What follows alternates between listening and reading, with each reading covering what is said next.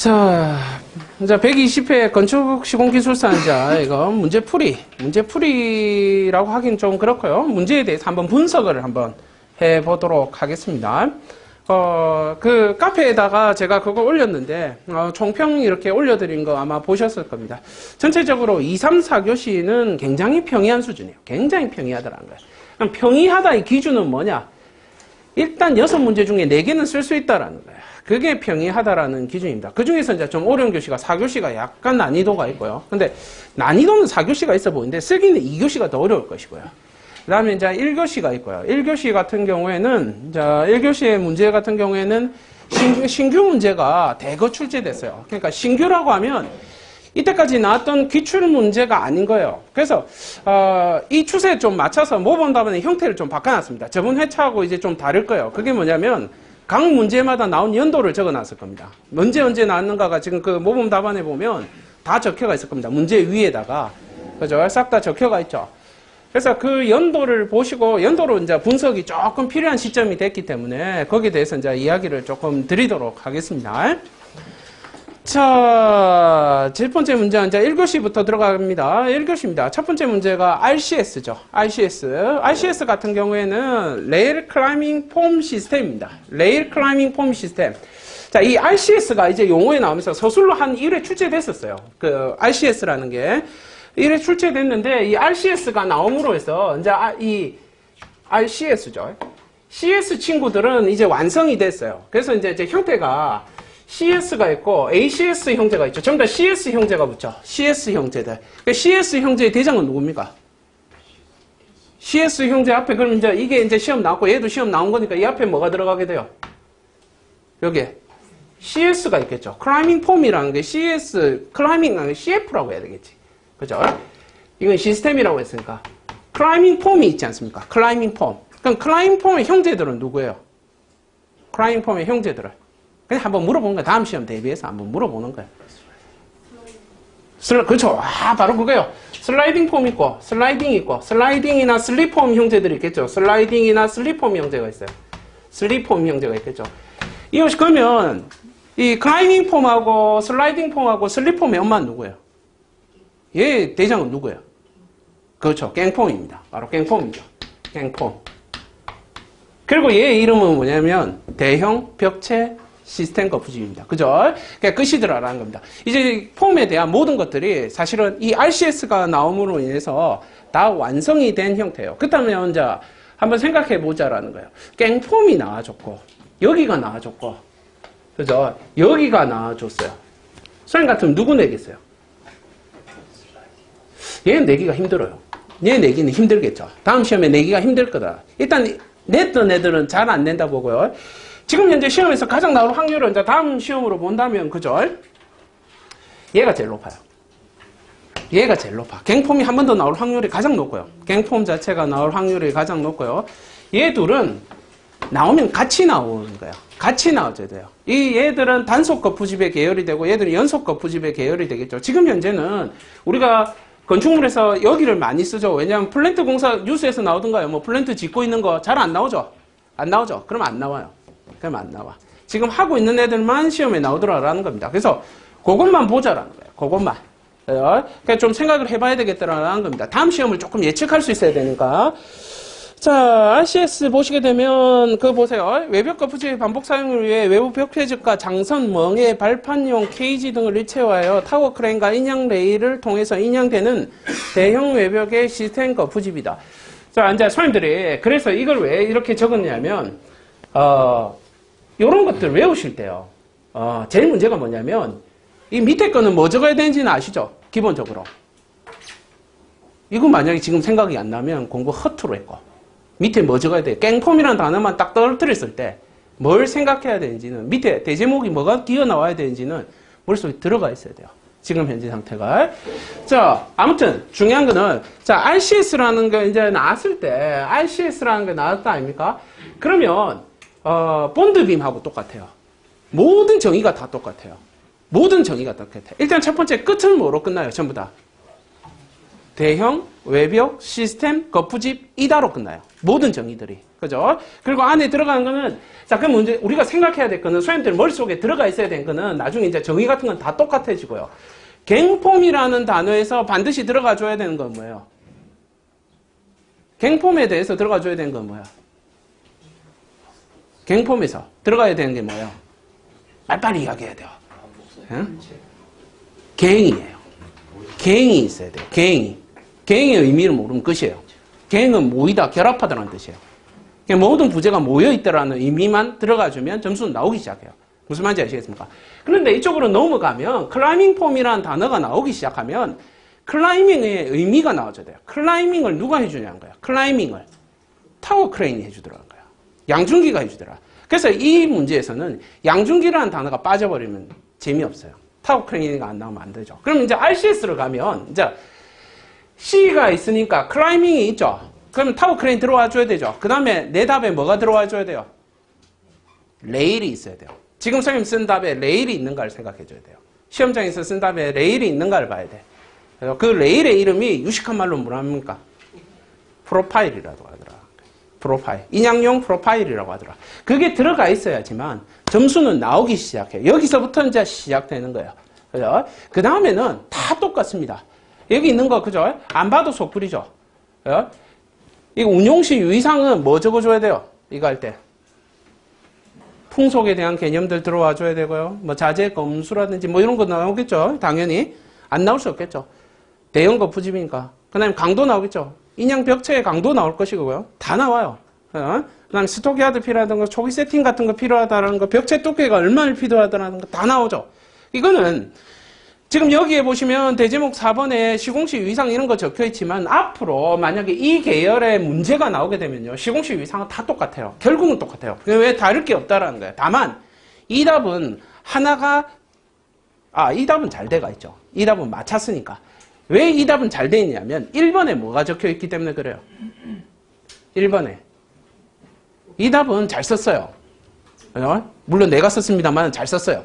왜 잘 썼다라고 판단을 내리느냐면 1번에 시공시 유의사항이나 운용시 유의사항에 1번에 프로파일이 들어가 있기 때문에 R이 들어가 있기 때문에 그래요. R이 1번은 R이 있어야 되고요. 2번에 대한 내용은 C에 대한 내용이 있어줘야 돼요. C에 대한 내용이. 그것만 들어가 있으면 점수는 잘 나옵니다. 선생님 답에서 잘 나온다라고 보시면 되겠더라.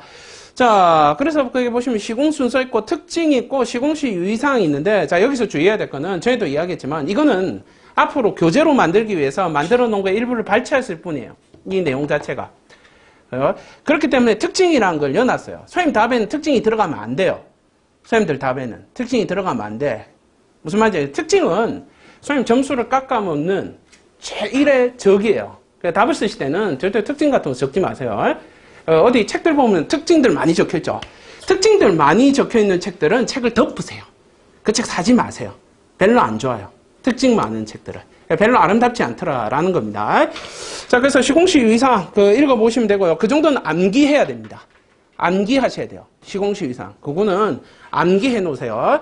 자, 그 다음에 5번 보시면 레일 클라이밍 폼의 시스템의 종류 있죠. 이런 거 적을 수 있으면 점수는 잘 나오겠습니다만은 요걸 적을 수 있겠냐 안 가요. 이게 시험에 어떻게 나올 줄 알고 이걸 외웁니까? 외우고 있겠습니까? 그죠? 이제 나왔으니까 이제 외울 필요도 없어졌죠. 중요한 거는 그래도 외워야 돼요. 왜냐하면 지금 시험의 추세가 뭡니까? 서술에 냈던 거 용어로 던지고 용어에 냈던 거 서술로 던지죠.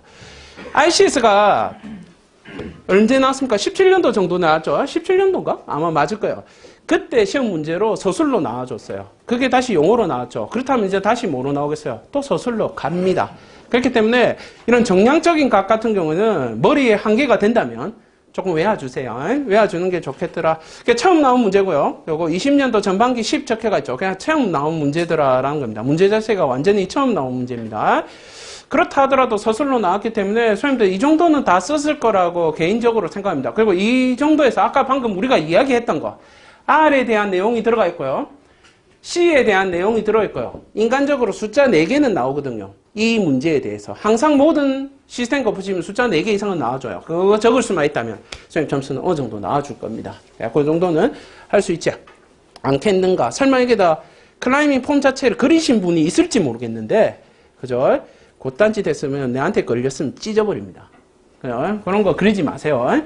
자, 문제 2번입니다. 문제 2번 보시면 철근공사의 스켈럽입니다. 이건 지금 몇 번 나왔습니까? 스켈럽이.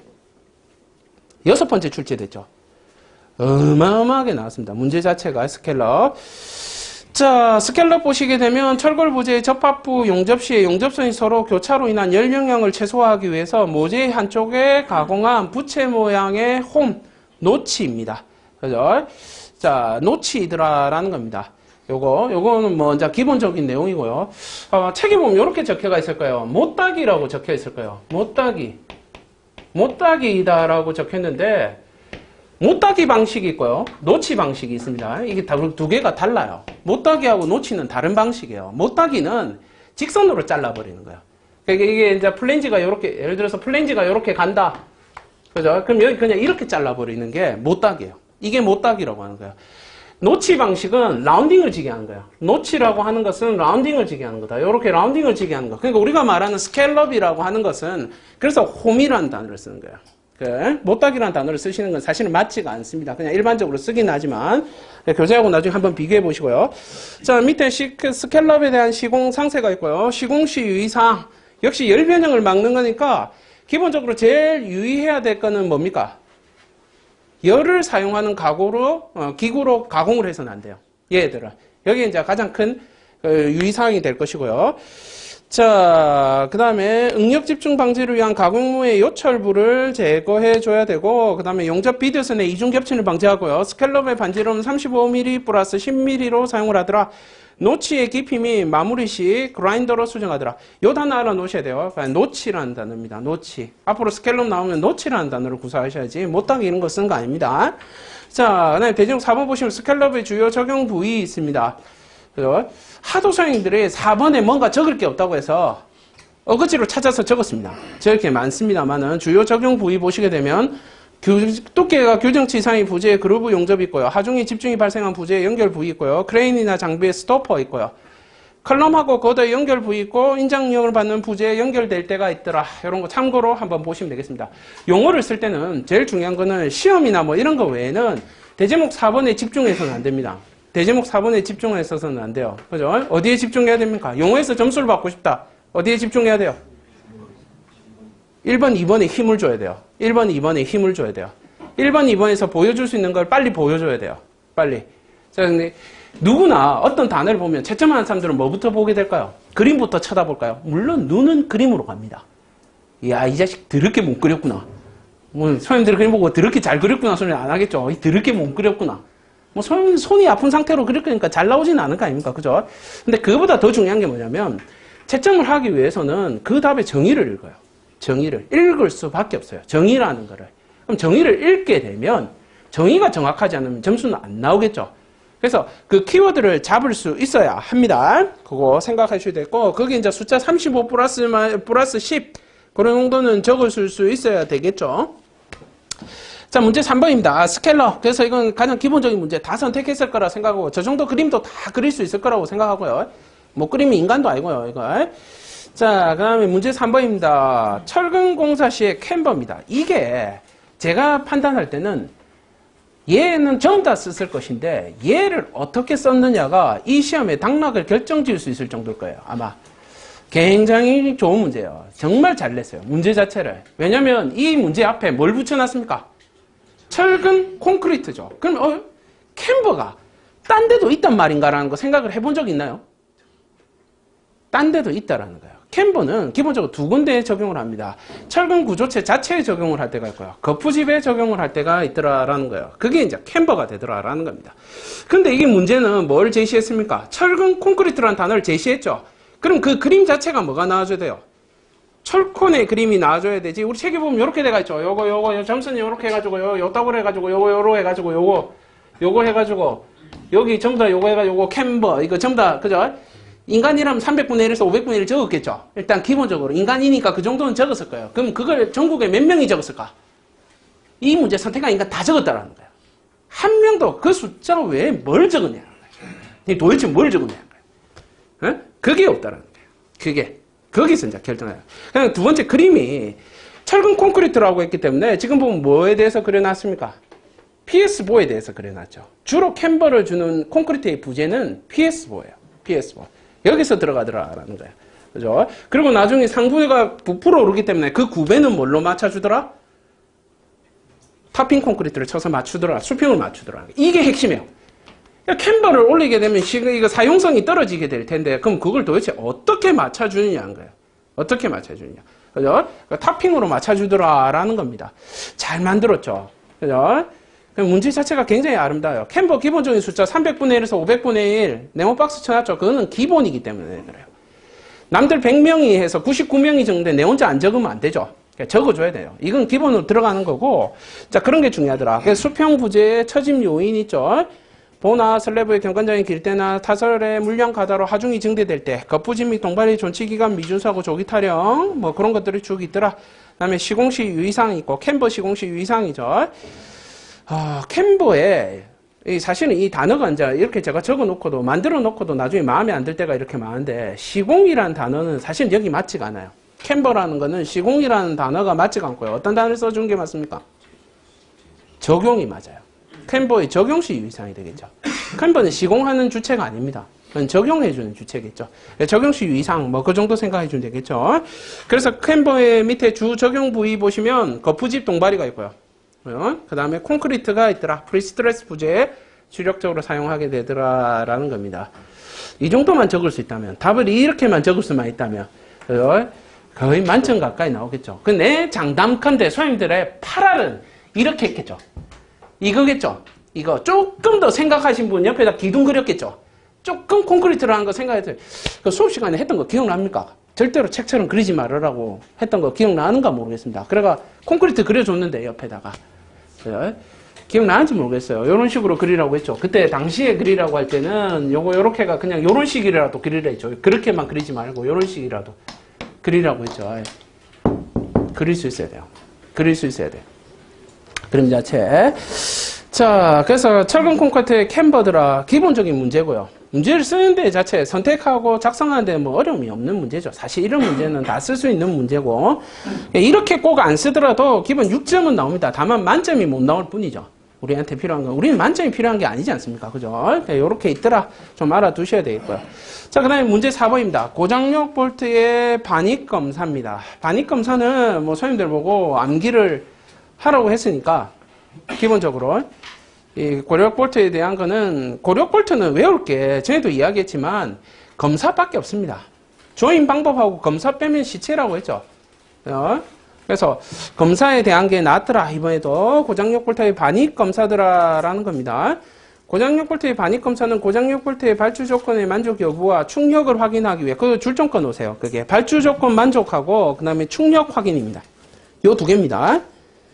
요 두 개, 요건 좀 암기해 놔야 됩니다. 이제 뭐 나올지 안 나올지는 모르겠습니다만은, 볼트의 반입 시 현장에서 실시하는 품질 검사 시험입니다. 자, 밑에 보시면 아까 발주 여건의 만족 여부를 보는 거는 검사 성적표, 즉 밀시트를 보게 되고요. 밀시트를 보게 되고, 그 다음에 충력을 확인하는 것은, 그 다음에 뭘 봅니까? 볼트 토크 관리법으로 관리를 하게 되겠죠. 토크 관리법으로 관리를 하게 되더라라는 겁니다. 그래서 그거 이번에 문제 자체가 고력 볼트의 현장 반입 검사입니다. 그죠? 현장 반입 검사. 그래서 그 내용을 2번에다 올려놨습니다. 2번. 그죠? 현장 반입 검사가 되지면 2번으로 딱 떨어지죠. 그 순서대로 잡아갈 수 있어요. 검사니까 이건 뭐의 문제예요? 검사니까. 그렇죠. 전부 다 시험이지 않습니까? 검사라고 하는 건 시험의 친구들이지 않습니까? 그럼 시험처럼 써주시면 되겠네요. 뭐, 딴 것들은 뭐, 일반적인 내용들 뿐입니다. 그죠? 취급시 유의사항 밑에 거는 어디 있는 게 아니고 내가 지어낸 겁니다. 그냥 만들어낸 거예요. 대제목 4번 같은 경우에는 그냥 만들어낸 답이에요. 그거. 그죠? 그런 식으로 답을 쓸 때 만들어내면 된다. 가급적이면 숫자 많이 적으려고 노력하시고.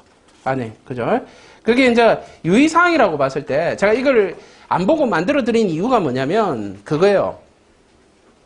그 안에 숫자가 몇 개 들어가 있어요. 기본 4개 이상 들어가 있죠. 그냥 봐도 무슨 말인지 알겠죠. 그런 게 필요하다는 거예요. 이 엔지니어틱하게 보이게 하기 위해서는 그런 것들이 필요해요. 그래요. 그래서 선생님들이 일반적으로 시공시 유의사항이나 조임시 유의사항 맨날 적는 게 뭡니까? 잘 쪼온다 뭐 이런 거 아닙니까? 꽉 쪼온다, 잘 쪼온다 뭐 이런 거. 그죠? 그죠? 어떤 게 있어 보일 것인가? 한번 생각해 보란 말이에요. 꽉 쪼는 게 답인 건가? 100% 쪼는 게 좋을까요? 선생님, 꽉 쪼는 게 좋을까요? 예? 그럼 100% 쪼는 게 좋을까요? 나사산 6개 보이게 하는 게 좋을까요? 그죠? 왜 나사산 6개가 더 좋아요? 100은 식상해. 100은 식상해. 누가 지어낸 것 같아요, 100은. 그죠? 그게 좋지 않더라라는 겁니다. 자, 문제 5번입니다. 에폭시 도료입니다. 요 문제 혹시 쓰신 분? 손 한번 들어봅시다. 예, 에폭시 도료. 아, 좋은 점수 기대하면 안 됩니다. 에폭시 도료, 이런 거는. 그죠? 에폭시 도료 이런 문제는 기본적으로 이게 높은 점수를 받기 위해서는 도료라는 건 뭐예요? 도료. 도장입니다. 이렇게 이야기하지 마시고요. 페인트입니다. 이런 이야기 하지 마시고. 도료는 뭡니까? 도료라고 하는 게 재료예요, 재료. 재료죠. 재료는 항상 필연적으로 물성을 데리고 가야 돼요. 물성을 데리고 움직여야 돼요. 근데 과연 그 2번에 적혀 있는 물성을 외울 수 있는 사람이 혹시 있으십니까? 라고 묻고 싶습니다. 없죠. 불가능이죠. 왜? 이게 시험 나올지 안 나올지도 모르고 처음 나온 문제인데 어떻게 외야, 얘를. 재료가 얼마나 많은데. 그죠? 그렇기 때문에 우리는 이런 문제를 만약에 써야 되면 어쩔 수 없이 이 문제를 써야 하면 어디로 데려가야 돼요, 얘를? 시공으로 데려가야 돼요.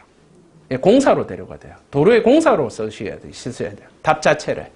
원래 이 문제는 가장 높은 점수로 나가려고 하면 물성을 쓰셔야 돼요. 물성을 쓰셔야 돼. 이 재료는 뭐고, 뭐 이렇게 해가지고 이걸 어떻게 취급해줘야 되고 이런 이야기를 해줘야 되는데 그게 안 되니까 우리는 뭘로 갑니까? 그냥 그대로 공사로 가죠. 에폭시 도료 시공시 위상이나 막 이런 거 적을 거 아닙니까? 답 자체를. 그래서 기본적으로 그 물성, 뭐 외울 필요는 딱히 없을 것 같습니다. 2년 뒤에 한 번 더 외우십시오. 2년 뒤에. 요거 잘 저장해놨다가 2년 안에 합격 못하시면 그때 한 번 더 외우십시오. 펼쳐가지고. 그전에는 나오겠습니까? 안 나온다 봐야지. 그죠? 만약에 나온다면 그 대제목 5번 한번 보세요. 대제목 5번 보시게 되면 우레탄 도료가 있죠. 밑에. 비교에 우레탄 도료가 있죠. 걔가 나올 확률이 굉장히 높습니다. 만약에 나온다라고 한다면 우레탄 도료 많이 쓰죠. 사실은 많이 씁니다. 그래서 우레탄 도료가 훨씬 나올 확률이 높겠더라라는 겁니다. 알고 계셔야 되겠고, 자, 시공시 위상 한번 보시죠. 함수율 8% 이하, 폐하 9 이하를 권장하더라. 콘크리트, 바탕 콘크리트 이야기 하겠죠. 그 다음에 습도가 높거나 결로 우려 시에 도장을 미시시하게 되고, 제일 도장에서 제일 중요한 건 뭐랬습니까? 도장에 가장 중요한 건 뭡니까? 도장에서. 바탕 처리죠. 바탕 처리. 바탕 처리에서도 이제 도료의 종류에 따라 조금 다르게 되는데요. 도료에서 바닥재로 쓰이는 도료들은 제일 무서운 게 뭐냐면 레이턴스입니다. 레이턴스가 들어오게 되면 뭐가 됩니까? 떠버립니다. 얘 자체가. 그 다음에 면 자체의 온도입니다. 그 결로가 발생해버리면 안 붙죠. 그래서 그런 것 때문에 이런 것들이 중요하더라. 온도나 뭐 이런 것들이 굉장히 중요하고 습도, 온도 이런 개념들이 굉장히 중요하게 되고요. 자, 그 다음에 5번에 보시면 기포 발생 시 신너를 분무해서 소포한다. 소포가 뭡니까? 소포. 거품을 꺼뜨리는 걸 소포라고 합니다. 거품 터뜨리는 걸. 바늘로 안 터뜨리고 신나를 뿌리는 거죠. 알고 계셔야 되겠더라라는 거.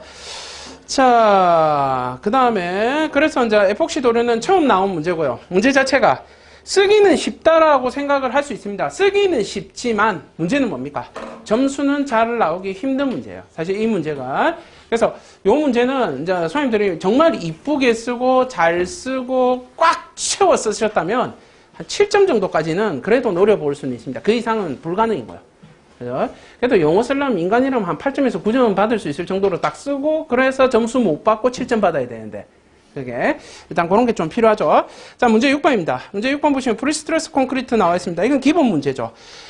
기본적으로 프리스트레스 콘크리트는 예전에 보시기에는 04년도 나왔으니까 벌써 10년이 넘었죠. 우리가 보통 프리스트레스 콘크리트는 뭐로 준비를 하느냐면 선생님들 그 장판지에 있었죠. 프리스트레스 콘크리트가. 그래서 뭘로 준비합니까? 다 서술로 준비를 해요. 서술로. 근데 얘가 이제 다시 나왔어요.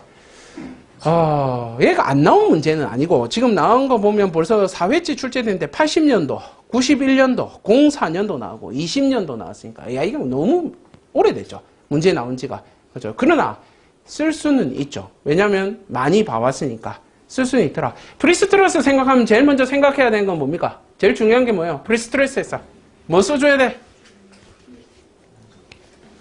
강제에 대한 거 나와줘야 되겠죠. 강제 부식에 대해서 이야기할 수 있겠네요. 강제의 부식. 그 강제, PS 강제에 일어난 부식을 우리는 뭐라고 합니까? 응력부식이라고 부르고요. 이걸 응력부식이라고 부르고요. 그 다음에 우리 시험에 나왔던 애가 뭐 있습니까? PS 강제의 릴렉세이션 현상이 있죠. 그죠? 응력 저하 현상이 있죠. 그 릴렉세이션 이런 것들 적어줄 수 있어야 되겠고요. 기본적으로 콘크리트에 대해서 이야기를 하시면 안 돼요. 그죠? 콘크리트는 기본적으로 30MPa, 35MPa를 기준으로 합니다. 얘 자체가 그 밑에 이제 적혀가 있을 건데 30MPa하고 35MPa를 이걸 기준으로 해가지고 잡고 들어가게 되는데요. 프리스트레스 했을 때 제일 중요시 여겨야 되는 거는 그라우팅제에 대해서 집중적으로 적으실 수 있어야 돼요. 그라우팅제에 대해서. 그라우팅제의 블리딩이 제일 중요하고요. 그라우팅제 만약에 PSC가 나왔으니까 PSC죠. PSC라는 게 나왔기 때문에 시험에서 나올 수 있다라고 하는 것은 만약에 여기에 다시 나온다고 한다면 이 안에 있는 그라우팅에 대해서 시험에 나올 거예요. 그라우팅에 대해서 나올 확률이 가장 높아요. 이게 제일 중요하기 때문에. 그라우팅에 대해서는 우리가 알고 있는 그라우팅은 뭐가 있어요? 알루미나 계열의 팽창성 그라우팅을 사용한다. 알고 있었죠? 블리딩은 어떻게 돼야 돼요? 최소화시켜야 되겠죠. 블리딩이 일어나지 않도록 해주는 게 제일 좋겠죠. 뭐 때문에? 그죠? 심지 효과 때문에. 심지 효과 막기 위해서. 그죠? 그거 이야기 했었던 거. 그런 것들 적을 수 있을 거. 염화물 기준. 뭐 말 안 해도 이제 지겹습니다. 그런 것들 적어줄 수 있어야 되겠네요. 밑에 보시면 종류별 시공도대가 있고요. 시공도가 조금 다르죠. 책하고 조금 다를 겁니다. 나중에 보시면 아실 겁니다. 다시 다 그렸어요. 그래서 조금 다를 겁니다. 그 특징이 있고요. 그 다음에 재료의 선정대가 있죠. 시공시 유의사항. 그 앞에 재료의 선정이라고 적은 건 이유가 뭘까요? 그냥 시공시 유의사항 적으면 되는데 왜 이렇게 적었을까요? 이전에 기출문제는 서술로 나왔댔죠. 얘가 자주 서술로 나왔댔죠. 서술로에서 물었던 게 재료의 선정입니다. 그래서 거기에 따로 적어 놓은 겁니다. 그러니까 재료의 선정이라는 이름으로 외워놓으시면 그 재료에 대해서 이렇게 숫자로 외워놓게 되시면 그 나중에 이제 서술로 나올 때도 쓸 수가 있겠죠. 좀 알고 계셔야 되겠다. 밑에 이제 프리텐션 공법하고 포스텐션 공법이 있고요. 인디비주얼 몰드 같은 경우에는 한 개의 제품으로 한 개의 몰드에서 생산해내는 방식이고 롱라인 메소드 같은 경우는 한 개의 몰드에서 거푸집을 여러 개를 두고 동시에 두 개 이상의 제품을 생산해내는 방식을 롱라인 메소드라고 부르더라라는 겁니다. 뭐 그 정도만 알고 계시면 되겠더라라는 거. 자, 문제 7번입니다. 주방 가구의 상부장 추락 안정성 시험입니다. 요런 시험 문제를 왜 내는지 모르겠어요. 정말 요거 해보신 분 현장에서 해봤으면 내 손에 장을 치십니다. 요거 왜 합니까? 요거 그죠? 가구 아저씨가 해줘야지 그거. 그죠? 이거는 이런 시험은 뭐 시험이 있는 건 있습니다. 근데 이런 거는 조금 그래요. 이런 것들 실제로 현장에서 잘 하지도 않고요. 요 시험실에서 하게 되고요. 자, 추락 안정성 시험이란 벽체와 시공 가구의 결합력 및 가구의 내구성 확보를 위해서 가구의 중앙 전면 끝단에 하중을 가해서 고정 유무를 확인하는 시험입니다. 자, 그림 그릴 때 제일 유의해야 되는 거 이미 하는 거니까 그죠? 가구가 이렇게 서가 있으면 가구가 벽에 이렇게 붙어가 있겠죠. 이제 윗면이 이런 식으로 가구가 붙어 나가겠죠. 가구가 이렇게 붙어 있어요. 그러면 위치가 어디가 되냐면 이 지금 못은 이쪽에 박히겠죠. 이 바가 있고 이쪽에 뒤에 박히게 돼요. 벽면 쪽에 이쪽에 박히게 될 거고요. 이 시험에 시험 장치가 들어가는 거는 지금 여기가 네모처럼 적혀가 있는데 여기에 지금 밑에 있는 네모가 뭐냐면 네모 이거 바예요. 바. 이런 식으로 네모 바가 이렇게 들어가 있는 거예요. 여기. 네, 그림이 지금 좀 이상한데 이렇게 되겠죠. 이렇게 네모 바가 위에 얹어져가 있어요. 장 위에 지금 그 위치를 옆으로 쫙 바가 얹어져가 있고요. 그 한 가운데에 누르는 거예요. 이 잭으로 눌러주는 거예요. 그 한 거예요. 그래서 전체 하부 장에서 등분포 하중이 떨어져서 딱 누를 수 있게끔 만들어준 거예요. 그러니까 그걸 이제 입체적으로 그리려고 하니까 귀찮아서 이렇게 그렸는데, 그죠? 그러니까 요런 형태인 거예요. 요런 형태. 그래서 여기 벽이 이렇게 서가 있고, 여기서 유압잭으로 눌러주는 방식이더라라는 겁니다. 자, 시험치 유의사항 보시게 되면 하중장치는 벽작의 중앙 전면의 끝단에 위치하게 되더라. 그게 이제 그 말이고요. 수직으로 천천히 제하하게 되더라라는 거. 하중 분상용 사각 파이프 고강성 재질 뭐 그런 거 일반적인 내용이고요. 읽어보시면 되고. 대지목 4번에 보시면 벽체 부착 가구의 안정성 시험 있죠. 자, 요거는 좀 이름을 알아놓으세요. 얘가 나왔기 때문에 추락 안정성 시험이 나왔기 때문에 가구는 두 가지 시험을 합니다. 추락 안정성 시험을 하게 되고요. 두 번째가 전도 안정성 시험을 하더라. 요것만은 알아두세요. 요것만은 시험에 안 나오겠지만 요것만은 알아두자라는 겁니다. 문제 자체가 그렇게 좋은 문제 같지는 않습니다. 주방 가구를 시공기술사 되는 사람한테 묻다니 좀 그렇습니다. 내용 자체가. 자, 문제 8번입니다. 문제 8번 보시게 되면 철골공사의 트랩입니다. 이 트랩이라는 거는 처음 나온 문제 맞습니다. 그런데 소님들이 이게 낯설지는 않을 거예요. 그게 왜 그러냐면 그 용어책 안에 들어가 있기 때문에 그래요. 우리가 사다리 할 때 사다리 종류가 뭐가 있었습니까? 가설 통로의 종류가 뭐가 있었어요? 가설 통로는 크게 몇 가지로 나눠집니까? 4가지로 나눠져요. 그게 뭐냐면 가설도 0도일 때 가설도로가 있고요. 0도에서 30도일 때 뭐예요? 경사로가 있죠. 가설 경사로가 있고요. 30도에서 60도일 때 계단이 있고요. 가설 계단은 60도에서 90도일 때 그렇죠. 사다리가 있죠. 요 4가지가 있어요. 그 중에서 이제 90도, 75도에서 90도 사이에 들어가는 고정사다리. 그걸 어디에 쓰는 고정사다리? 철골조에. 철골 기둥에 사용하는 이 고정사다리가 결국은 트랩이 되더라라는 겁니다. 그렇다라고 한다면 사다리의 기준으로 적어야 되는 거예요. 그냥 아무 이유가 없는 거예요. 사다리의 기준. 그러니까 사다리 이걸 안 봐도 성에 고정사다리 하면 이제 이런 거죠. 사다리는 전부 다 뭐예요?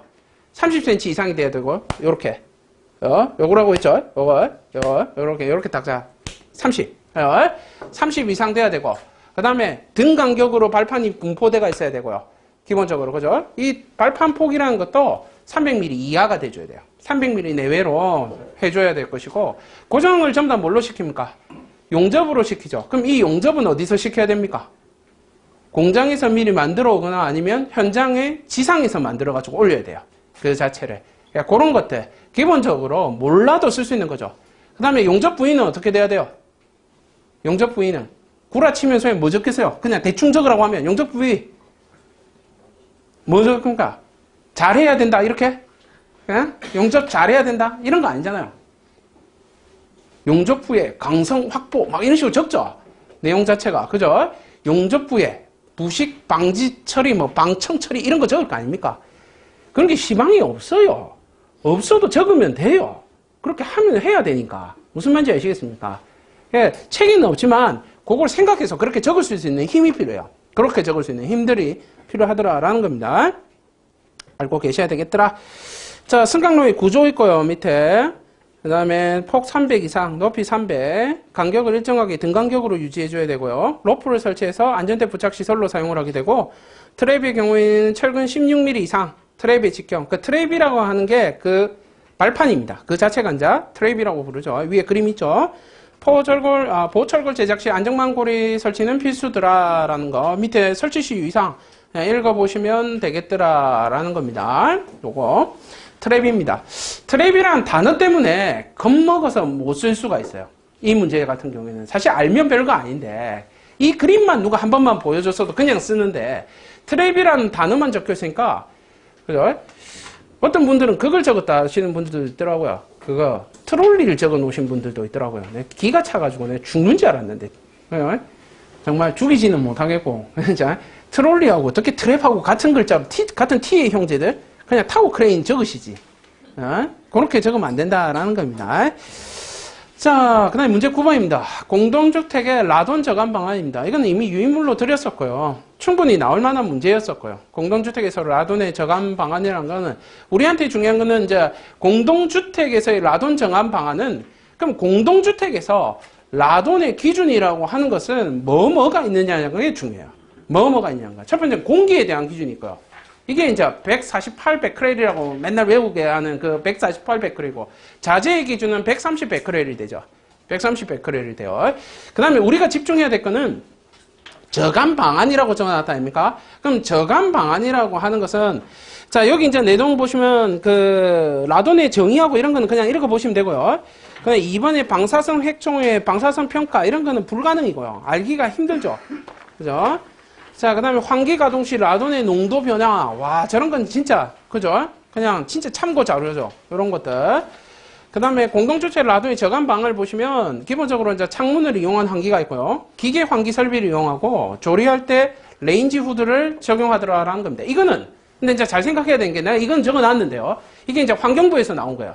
그죠? 왜? 건축시공기계 기술사를 치는데 환경부 거를 쓸까요? 뭐 이상하지 않습니까? 뭐 이상하지 않습니까? 국토교통부께 있더라는 거예요. 국토교통부는 뭐에 대해서 이야기를 합니까? 라돈이 많이 방출되는 자재를 7가지로 지정해 주고요. 이에 대해서 관리해라 라고 이야기하는 거예요. 그 7가지 자재가 뭐예요? 콘크리트, 벽돌, 도기, 타일, 미장 중에서도 몰탈류, 그 다음에 석고보드, 석재, 이게 라돈의 관리 대상이더라라는 겁니다. 그러니까 요거 7가지를 다 쓰지는 못하더라도 기본적으로 제일 많이 나오는 게 전에 이야기했었죠. 화강석이에요. 화강석이 제일 많이 나온다 했죠. 석재에서 제일 잘 나옵니다. 이 자연 방사능이기 때문에 석재에서 가장 많이 나오더라라는 겁니다. 그죠? 그래서 그 정도는 적어줄 수 있어야 되겠더라라는 겁니다. 이 라돈의 농도 변화, 이거는 그리신 분들도 있긴 있더라고요. 그때 유인물에 있던 그림이에요. 이거 자체가. 이거 그리신 분들도 있더라고. 그걸. 자, 그래서 이 문제 자체는 처음 나온 문제입니다. 그러나 준비는 됐을 거라고 내 나름대로는 생각하고 있습니다. 선생님들이 요거는 다 어느 정도 쓰셨을 거라고 생각을 합니다. 자, 그 다음에 문제 10번입니다. CML 리스크에서의 프리컨스트럭션입니다. 그죠? 자, 정의를 먼저 한번 보시죠. 얘는 특이하게 정의를 제가 2개를 적어놨죠. 정의를 이때까지 쭉 1개만 적다가. 그죠? CML 리스크의 프리컨스트럭션 방식은 책임형 CM사가 기존의 CM4P 방식과 같이 프리콘 서비스를 제공해서 시공 단계의 프로젝트 서비스를 제공하는 방식이더라 라는 거. 자, CML 리스크의 프리컨스트럭션이라고 했습니다. CML 리스크에서 프리컨스트럭션을 시행한 사람은 누굽니까? 누굽니까? 누가 해줘요? 여기서 핵심은 바로 이거예요. 왜 CML 리스크를 적어놨냐는 거예요. 앞에. 누가 CM 프리콘을 하기 때문에 그래요. 프리콘을. at 리스크가 하기 때문에 그래요. at 리스크의 주체가 누구예요? CMR이죠. CMR이죠. 무슨 말인지 아시겠어요? 이제 이게 핵심인 거예요. 여기서 시작. 그 CM에 예전에 우리가 알고 있던 CM과 똑같아요. 내용은 똑같아. 그러나 이 단어가 필요하다는 거예요. 이 CM의 시행 주체가 누구더라? CM어가 하더라라는 거예요. 시공자가 하는 게 아니고 CM어가 해주더라라는 거예요. 이게 다른 거예요. 이게. 시공자가 할 거야? 아니면 CM어가 할 거야? 이 차이예요. 그거 이야기하더라. CM에 리스크를 붙인 이유는 이거죠. 그러니까 지금 시험 문제, 이번 시험 문제가 잘 낸 게 이런 것들은 이제 함정이에요. 이런 것들을 함정으로 파놨어요. 야, 너 이거 잘 알지? 프리컨스트럭션 이거 알지? 프리콘 이거 전에 기출문제도 나왔고 너 잘 알잖아. 18년도 중반기 얼마 나온 지도 얼마 안 됐죠? 그러니까 야, 니네 이거 시사성이고 중요하잖아. 잘 알잖아. 이해하죠? 쉣 던져주자면 넙떡 물죠. 그냥 아무 생각 없이 넙떡 물죠. 물은 이빨 다 빠집니다. 그거 잘못 물었다가는. 그래서 그런 것들 좀 잡아줄 수 있어야 되겠고, 그런 거 아니라면 그 문제 자체는 쓰는 데는 어려울 거는 없는 문제입니다. 가장 기본적인 문제 중에 하나고요. 시사성이 강한 문제고요. 이 문제 자체가. 이번에는 시사성 강한 문제들이 좀 많이 나왔죠. 그 뒤에 나중에 나오던 모듈러 이런 것도 나왔고, 그죠? 모듈러. MC 주택이 안 나오네요. 자꾸. 나올 때까지 예상 문제입니다. 다음에 또 예상 문제예요. MC 주택은. 또 예상 문제야. 무조건 나올 때까지 예상 문제야, 일단. 자, 그 다음에 문제 11번입니다. 린 건설의 장점하고 단점입니다. 이거는 주로 이제 서술로 나왔던 문제고요. 용어로는 06년도, 벌써 이제 14년이 지난 문제죠. 린 건설의 개념은 다 아실 거라 생각하고요. 기본적으로. 비가치 요소를 최소화시키고, 그죠? 가치 요소를 극대화시키는 개념입니다. 그 가치 요소라고 하는 것은 기본적으로 돈이 되는 애들이죠. 돈이 되는 건 시공밖에 없으니까 일반적으로 그 시공의 개념 살려놓은 거. 린 건설의 밑에 목적 있고요. 그런 것들은 별로 좋은 내용 아니고요. 그 다음에 린 건설의 장점과 단점 돼가죠. 그 다음에 린 건설의 관리 방법, 기존 생산 방식과 린 건설의 비교. 요 한 문제로 린 건설에 대해서 선생님들 다 준비를 하라고 대제목 숫자도 늘려놨고요. 서술에서 물었던 모든 내용을 다 적어놨습니다. 거기서 선생님들이 알아야 될 것들. 그러니까 린은 지금까지 현재 시험에 나왔던 모든 린은 지금 적혀있는 이 안에 있는 내용만 알고 있으면 다 쓸 수 있어요. 지금까지 시험에 나왔던 애들을. 그러니까 기출문제를 다 모아놓은 겁니다. 선생님 공부하는데 조금 도움되라고 몰아쳐 적어놨어요. 그래서 요거만큼이라도 좀 알아두고 가시라 이 말입니다. 그죠? 요거만큼 많이 필요 없고 요거만큼이라도. 자, 그렇습니다. 린 건설은 다 알만한 문제고요. 서술로 기출문제가 많이 나왔기 때문에 선생님들한테도 익숙한 문제고 다 쓸 수 있겠더라라는 겁니다. 린 하면 꼭 나오는 단어가 뭡니까? 린 하면 나오는 단어 딱! just in time이죠. just in time. 그요? just in time. 무조건 나온다 아닙니까? 즉시입니까? 적시입니까? 적시죠, 적시. 그죠? 적시 생산 방식이라 부르는 just in time이더라라는 거. 자, 그거 알고 계셔야 되겠다. 자, 그 다음에 12번의 암질 지수입니다. 야, 이거 보고 깜짝 놀랐습니다. 이 암질 지수 과연 누가 쓸 수 있을 것인가? 암질 지수, 그죠? 그냥 단어만 보면 그건 알 수 있죠. 암질이니까 돌의 뭡니까? 퀄리티가 뭡니까? 퀄리티. 돌의 성질이죠. 성질. 디자이네이션. 이거 뭡니까? 이거 뭡니까? 분석이죠. 분석하는 겁니다. 이름만 가지고도 사실 이름을 적을 수가 있어요. 요 내용 자체를 정의를 적을 수가 있고. 자, 근데 이제 요거는 기본적으로 보시면 그 공식 밑에 있죠. RQD하고 시추 부위 전체 길이의 10cm 이상의 회수코의 길이의 합계더라라는 거. 그겁니다. 요거는 아마 그냥 읽어만 보세요. 시험에 앞으로도 안 나올 거고요. 이런 것들은 그냥 이건 토목 문제입니다. 토목의 터널 문제예요. 그렇기 때문에 우리한테는 사실은 이거 어느 놈의 자식이 냈는지는 몰라도 그죠? 이런 거 내시면 곤란한데 진짜 아무튼 그렇더라라는 겁니다. 그냥 참고로 읽어만 보십시오. 요거. 근데 그거는 하나는 있죠. 그 코어를 채취하려고 하면 불결한 시료를 써야 되겠죠. 불결한 시료. 불결한 시료하면 무슨 타입이 들어가야 됩니까?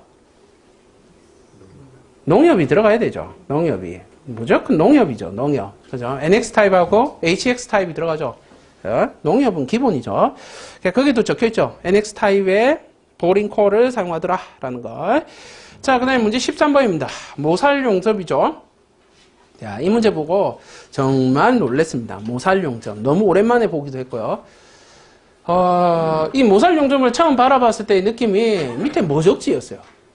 도대체 알기는 아는데 밑에 뭐 적냐? 그 생각을 했어요.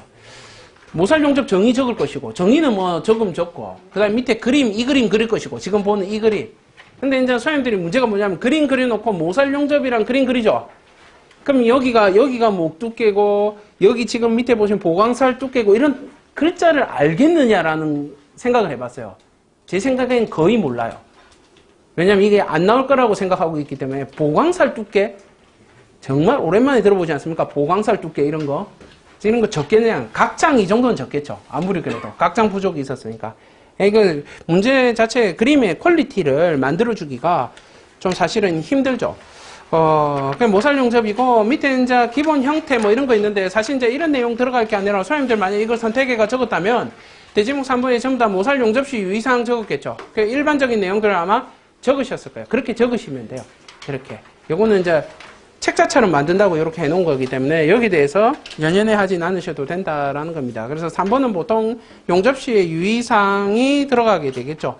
공부를 좀 하신 분은 대제목 4번 정도는 적죠. 그 모살 용접의 종류 있죠. 연속 모살 있고 단속 모살 있고 엄모살 있고 병렬 모살 있다. 지금 한번 봐놓으시면 되겠더라라는 겁니다. 그것만 보시면 되겠더라. 자, 여기서 그렇게 해서 이제 여기 1교시가 끝났는데요.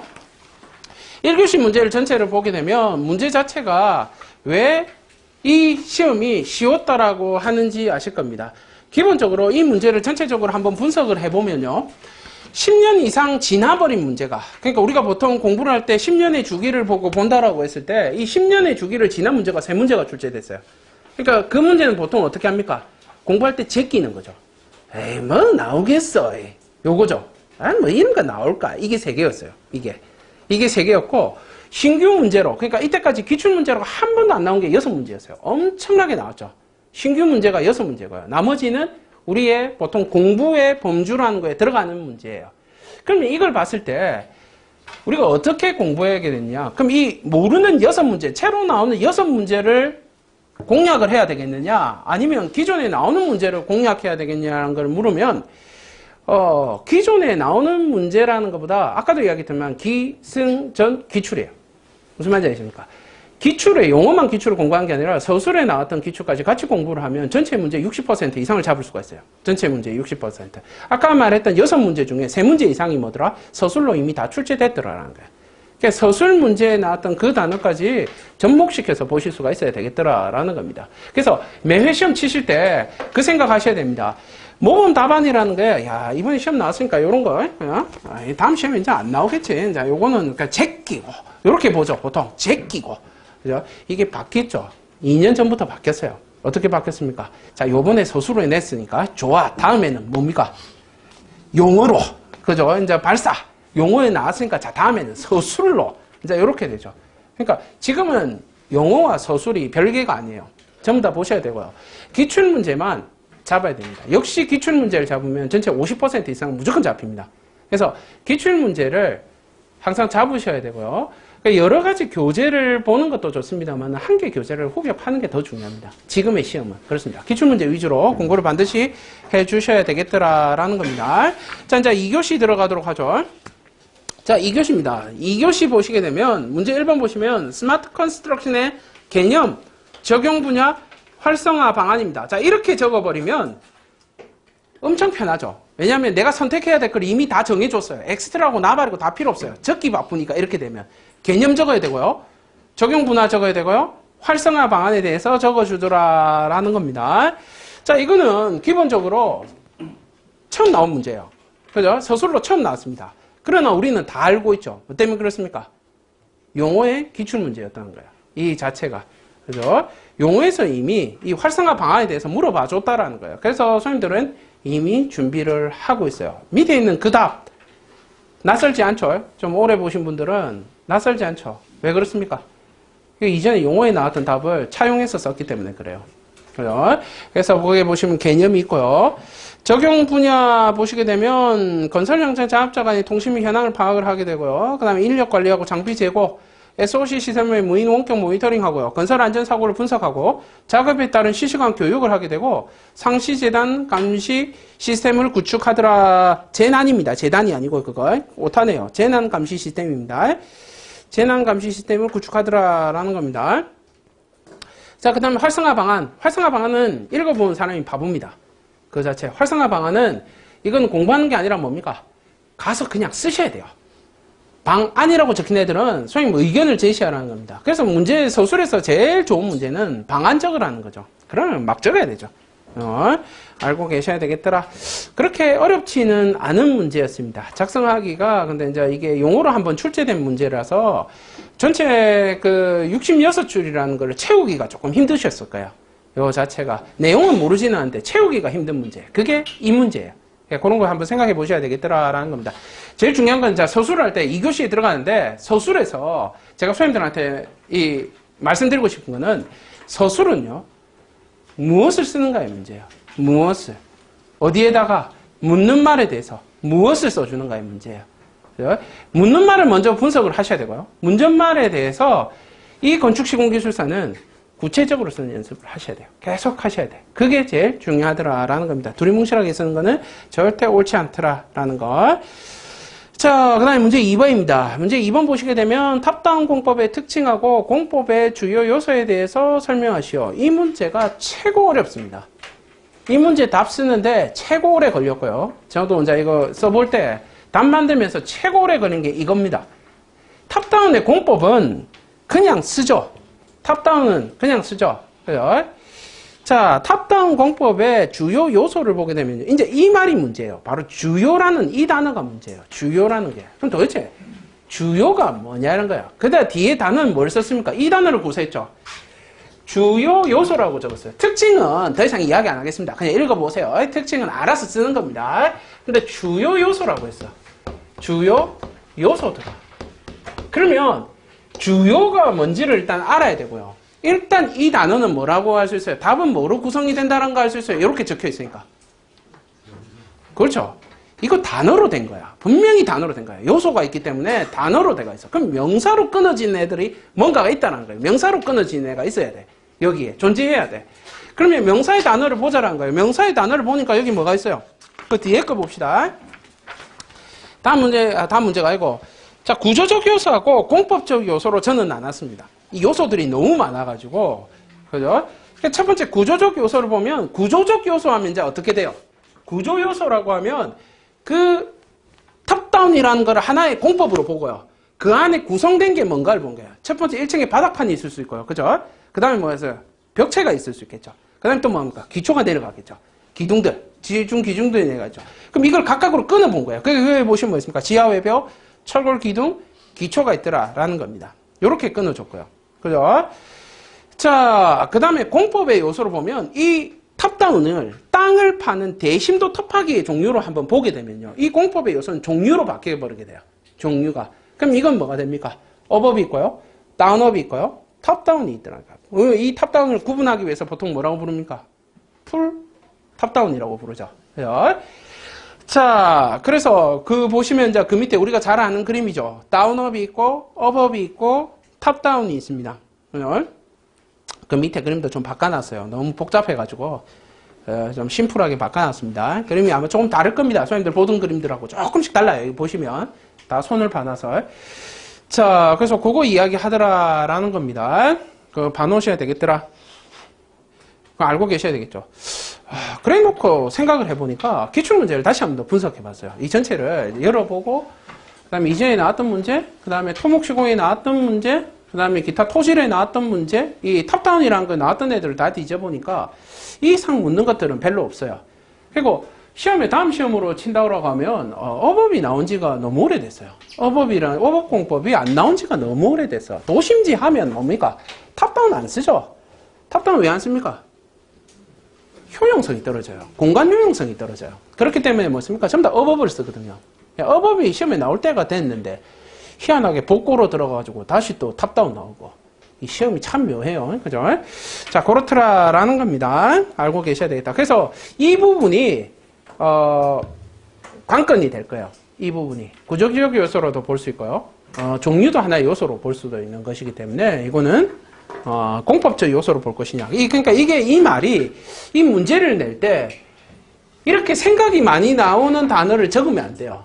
시험에서는 절대 이런 단어를 구사해주면 안 되는데 이런 단어를 구사했더라고. 그러면 뭔가가 이 사람이 생각하는 건 뭔가가 있겠지만 사실 그건 그 사람밖에 몰라요. 그 주요 요소라는 것들이. 그래서 그 주요 요소를 지금 나눈 것처럼 나눠서 생각해 볼 수 있어야 되겠더라라는 겁니다. 문제 자체는 뭐 괜찮은 문제였습니다. 탑다운이고. 자, 문제 3번에 보시면 철근의 피복 두께입니다. 지금의 근 한 3년 사이에 보시게 되면 모든 시험 문제들은 피복 두께와 이음으로 구성이 되어 있어요. 모든 시험 문제들이 그래요. 이음 나왔다가 피복, 이음, 피복, 이음 이 순서로 나가거든요. 그 다음에 뭐게요? 네? 이음일까요? 피복 한 번 들까요? 네? 내가 낸 사람이 나 정착 낼 것 같아. 그냥 아예 허를 찔러버릴 것 같아. 그냥. 왜냐면 그 사이에 한 게 뭐가 있었냐면 기계적 정착이 하나 딱 들어갔어요. 그 사이에 기계적 정착이 하나 있었죠. 그죠? 근데 그래도 역시 뭐니 해도 만약에 이 바로 다음 시험에서 만약 이 부분에서 내줘야 된다라고 이야기를 한다면 구조적인 거에서 시험 문제를 내줘야 한다라고 하면 내보고 내려면 그냥 용어로 근에 대해서 낼 것 같아요. 근에 대해서. 배력근이라든지 뭐 이런 애들 주철근이라든지 이런 쪽이 나올 확률이 아마 더 높을 겁니다. 그 준비 좀 하셔야 돼요. 자, 그 다음에 조립철근에서 최외곽 위치에 외면에서부터 콘크리트 표면까지 최단거리 철근의 피복 두께라고 하더라. 그냥 봐놓으시면 되겠고요. 철근의 피복 두께 이건 뭐 모르는 사람은 아무도 없겠죠. 그죠? 자, 철근의 피복 두께를 유지해야 되는 이유, 유지해야 하는 이유가 뭐가 되는 겁니까? 목적이죠. 한마디로 말해서. 그죠? 책에 이제 보면 목적이라는 게 있었을 겁니다. 그 목적들 그냥 적어주시면 되겠죠. 자, 그 다음에 4번에 최소 피복 두께의 기준입니다. 이거는 그냥 뭐 다르게 할 말이 없습니다. 그냥 암기입니다. 18, 6, 5, 4, 4, 4, 2죠. 18, 6, 5, 4, 4, 4, 2 외웠을 겁니다. 이거 그죠? 자, 그 다음에 문제 4번 보시게 되면 철골 세우기 공사 시 그죠? 수직도 관리 방안. 참 문제가 희한하죠. 저번 시험에 뭐 나왔습니까? 세우기 물었죠. 세우기. 그죠? 그래 놓으니까 그 다음 시험 또 뭐 물어보니까 이제 세웠으니까 수정이죠. 수정시 유의사항. 수정시 유의사항. 그 다음에 수직도 관리 방안이더라라는 겁니다. 자, 수직도 관리 방안을 할 때는 제일 중요한 게 뭡니까? 뭐가 제일 중요해요? 뭐가 제일 중요합니까? 수직도를 맞추고 나중에 이제 이거 알아야 돼요. 다시 이런 문제 나오게 되면 세우기 할 때 이제 앞으로는 이걸 적어야 돼. 이걸 적어야 돼. 그죠? 이 곰곰이 생각해보니까 내가 선생님들한테 그 이야기를 안 해줬어. 맨날 할 때 뭐 규준 틀고 벤치마크고 나발이고 그런 이야기를 해줬는데 그거는 처음 시작할 때 이야기고 그죠? 철골공사처럼 높이 올라가는 것들은 위에 올라가게 되면 벤치마크라고 하는 것이 1층이나 이렇게 저층부에서는 기준이 될 수 있는데 고층으로 올라가면 기준이 안 되죠. 그 자체가. 그럼 뭐가 있어야 되냐면 기준점이라는 게 필요해요. 기준점. 근데 이 철골에서는 그게 기둥이라고 적혀 있죠. 기준이란 단어가 들어가는 무언가가 들어가 줘야 돼요. 항상.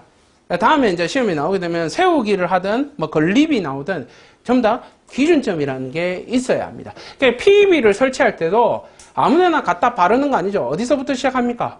양세와 모서리 중에서 한쪽을 기준점으로 딱 잡고 시작을 해요. 그러니까 기준이라는 게 항상 필요하거든요. 그게 그죠? 내가 이거 보면서 그래 이거 이야기를 내가 안 해줬구나 라는 생각이 불현듯이 들었어요. 이거 하면서 그거 꼭 적을 그래서 1번으로 올려놨습니다. 기준 기둥을 선정해 주는 겁니다. 기준 기둥을 선정해 주셔야 되고요. 자, 그 다음에 이제 외주 기둥이나 내부 기둥 같은 거를 세워서 이제 나가게 되고, 기본적으로 뭐 트랜시스 쓴다든지, 그죠? 뭐 우리가 보통 수험 때 이런 건 많이 썼을 거예요. 다림추 쓴다, 레이저 트랜시 광파기 쓴다, 그 다음에 트랜시 사용한다, 뭐 이런 것들 많이 이야기하셨습니다. 그것도 하나의 답은 많습니다. 전부는 아니지만 답은 맞더라라는 겁니다. 그런 거 쓰셔도 어느 정도 점수는 나올 겁니다. 참고로 읽어보시고요. 뭐 대단한 건 없습니다. 자, 밑에 수정 작업 시 유의사항. 그죠? 가조립 후에 수익도 점검 실시하고요. 기초 앵커의 정밀도도 유지해줘야 되고요. 그 다음에 용접시 품질 확보라든지 최종 확인 점검 실시해줘야 되고, 그 다음에 기둥 기울기 확인해줘야 되고요. 수정 작업 중에 계측 관리해야 되고, 그 다음에 작업 시간 관리하고 수정 작업을 진행해줘야 하더라라는 거, 뭐, 요런 것들 조금 봐놓으셔야 되겠죠. 요런 내용들. 봐주면 되겠더라. 문제 자체는, 요거 자체는, 이 두 개가 결합된 형태입니다. 수정 순서와 수정시 유의사항으로 시험 문제가 나온 적이 있었고요. 관리 방안과 시공시 유의사항으로 시험 문제가 나온 적이 있었습니다. 이게 두 개를 짬뽕해서 한 번에 써버렸죠. 그러니까 이게 이제 최근에 나왔던 문제의 트렌드가 되더라라는 겁니다. 여러 개를 짬뽕시키는 문제. 문제 자체는 뭐 그렇게 어려울 건 없고 하나만 외워두세요. 하나만. 기준, 기둥이란 이 단어 하나만 외우고 머릿속에서 정리하십시오. 그냥 그것만 해주면 되겠더라. 라는 겁니다. 알고 계셔야 되겠네요. 자, 그죠? 뭐, 그 외에 뭐, 딴 거 없다, 아닙니까? 그죠? 여기다가 그런 거 쓰면 웃기잖아요. 풍속 얼마고 이런 거 쓰면 웃기잖아요. 이거. 그죠? 수정하는데. 자, 그 다음에 문제 5번입니다. 문제 5번 보시고. 지하주차장 천장 뿜칠제 시공 시 중점 관리 항목하고 시공 시 유의사항, 도장 공사 시의 안전수칙에 대해서 설명하시오. 이거는 이 시험이 어떻게 검수를 했는지 모르겠는데 요 유사한 문제가 뒤에 또 나왔죠. 그죠? 똑같이 써도 되는 문제가 또 두 개가 나왔어요. 동시에. 뭐 그게 저거 마음이니까 뭐라 할 말은 없는데 그죠? 역시라는 생각을 했습니다.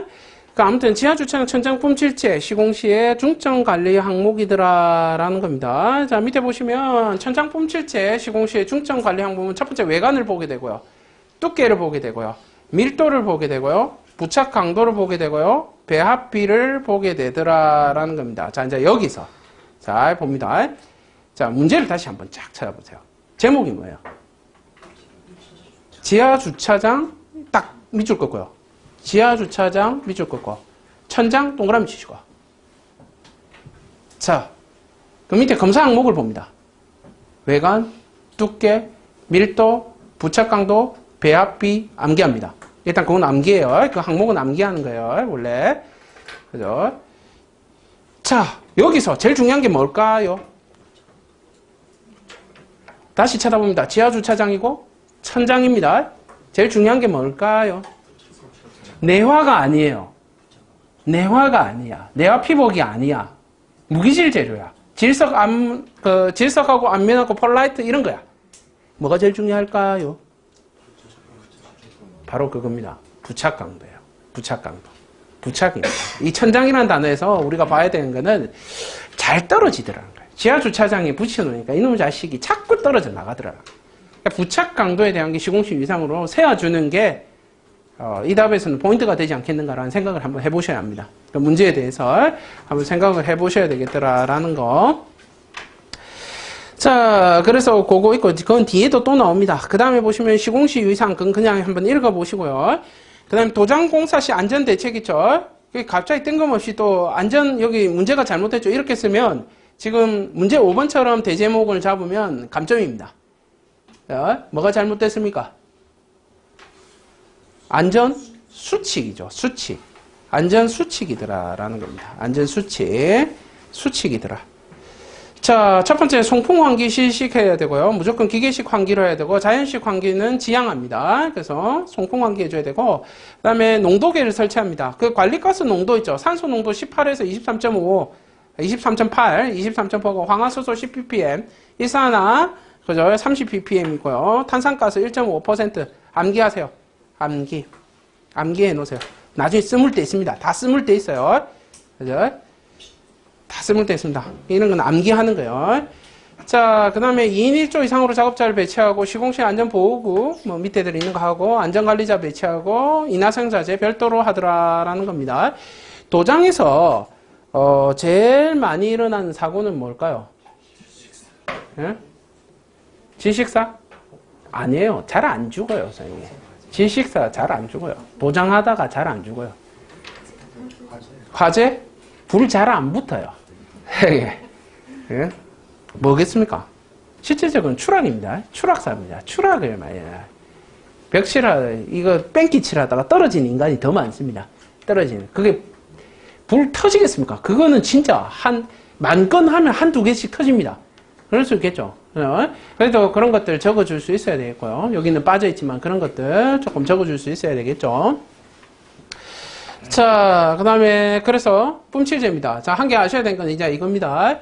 무기질에 대한 무기질 재료를 천장 뿜칠제는 대부분 다 유기질 재료를 안 쓰죠. 무기질 재료를 사용합니다. 무기질 재료 사용을 하게 되는데 일단 도막의 단단함도 있게 되겠고요. 거기에 대해서 그래서 무기질 재료를 사용하게 되는데 이때 제일 중요한 건 무기질 재료는 유기질 재료에 비해서 무겁습니다. 밀도가 커요. 그렇기 때문에 얘는 잘 떨어져요. 그렇기 때문에 거기에 대한 대책이 반드시 수립돼 줘야 되겠더라라는 겁니다. 알고 계셔야 되겠더라. 혹시 다음에도 뿜칠제 나오게 되면 그런 거 한번 생각해보고 적을 수 있어야 되겠더라라는 겁니다. 자, 문제 6번입니다. 방수 바탕면으로서의 철근 콘크리트 바닥 시공 시의 유의사항입니다. 야, 요거 잘 읽어야 되는데요. 요거 잘 읽어야 되는데 이게 자 다시 한번 읽어보세요. 문제 한번 다시 읽어보세요. 방수 바탕면 그 줄 거세요. 으로서의 그 줄 거 보세요. 으로서의 이게 중요해요. 방수의 바탕면 으로서의 콘크리트 시공이다라는 거. 자, 이거 질문입니다. 바탕 처리일까요? 콘크리트 타설일까요? 뭐에 대해서 써야 될까요? 이거 바탕 처리로 적어야 돼요. 이거 타설로 적어야 돼요. 타설 위주겠죠. 바로 그거예요. 바탕 처리 위주로 적는 게 그것도 내용 들어가면 되긴 되는데 타설에 대한 내용들이 좀 들어가줘야 돼요. 이 안에 있는 내용에 문제가 요따구로 만들어 놨기 때문에 그래요. 이게 처음에 전에도 이야기했죠. 시험장 가면 시험지를 딱 받으면 내가 할 문제 먼저 선택한다.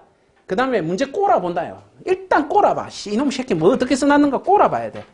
그리고 쓰기 시작해야 돼요. 그래서 밑에 내용 보세요. 바닥 시공 시 유의사항 보시면 균열 발생 억제하고 방수 종료 때는 구배하고 구배는 알죠? 20, 50, 100입니다. 그죠? 알고 계셔야 되겠고 설계 균열 방지 철근 계획이 있고 그죠? 그 대표적인 철근이 온도 철근이 있죠. 그 다음에 배력근들 있고 바탕면에 평활도 확보하고 우리가 아는 평활도는 뭐만 있습니까? 3m에 7 요거밖에 없죠. 그 다음에 바닥에 이물질하고 요철을 제거하게 되고 신축 줄눈의 설치로 균열을 방지하게 되고 그러니까 이게 중요합니다. 신축 줄눈을 반드시 설치해 줘야 돼요. 신축 줄눈이라는 걸 방수 바탕면을 하는 데는 신축 줄눈이 필요하더라. 왜 그렇습니까? 왜 그래요? 방수를 하는 구체에서의 품질 관리할 때 제일 유의해야 되는 게 뭐예요? 방수를 해야 되는 구체에 있어서 품질 관리 시에 제일 유의해야 될 게 뭐예요? 그렇죠. 바로 그거예요. 균열이에요. 균열이더라라는 거예요. 균열이 일어나면 절대로 안 돼요. 그래서 조인트는 균열을 제어하거나 균열을 방지하거나 균열을 제거할 수가 있더라는 거예요. 근데 제거하려고 하는 게 제일 좋은데 제거는 어렵더라. 왜? 외기에 노출되기 때문에 그렇죠. 그래서 어렵더라. 그래서 전부 다 뭐가 나옵니까? 컨트롤 조인트가 아니고 뭐 가더라? 익스펜션 조인트로 가더라. 방수는 익스펜션 조인트입니다. 그래서 명심하십시오. 방수는 익스펜션 조인트더라. 알고 계셔야 되겠더라라는 걸. 그 다음에 밑에 보시면 경화 수축량이 적은 콘크리트를 배합하게 되고 물결합 제비, 슬럼프, 단위 수량 가능한 저감, 전기기계 배관 한 곳에 집중하더라라는 겁니다. 6, 7, 8, 9번 아이템이 1, 2, 3, 4번 아이템이 돼야 돼요. 원래 이게 밑에 게 더 중요합니다. 지금 요거는 뭐 그냥 두서없이 적어놔서 이런 거고 그 생각을 하셔야 되겠더라라는 거.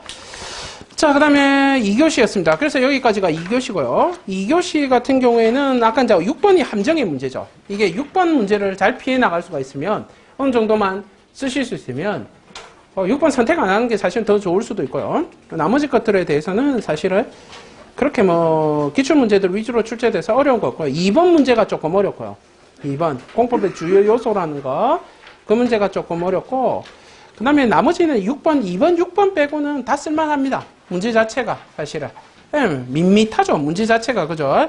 좀 밋밋하더라라는 거 알고 계셔야 되겠네요.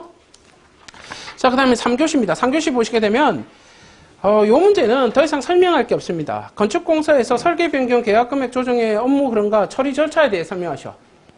나왔죠? 똑같이 1도 안 틀리고 똑같은 거 컨트롤 C, 컨트롤 V로 갖다 붙인 겁니다.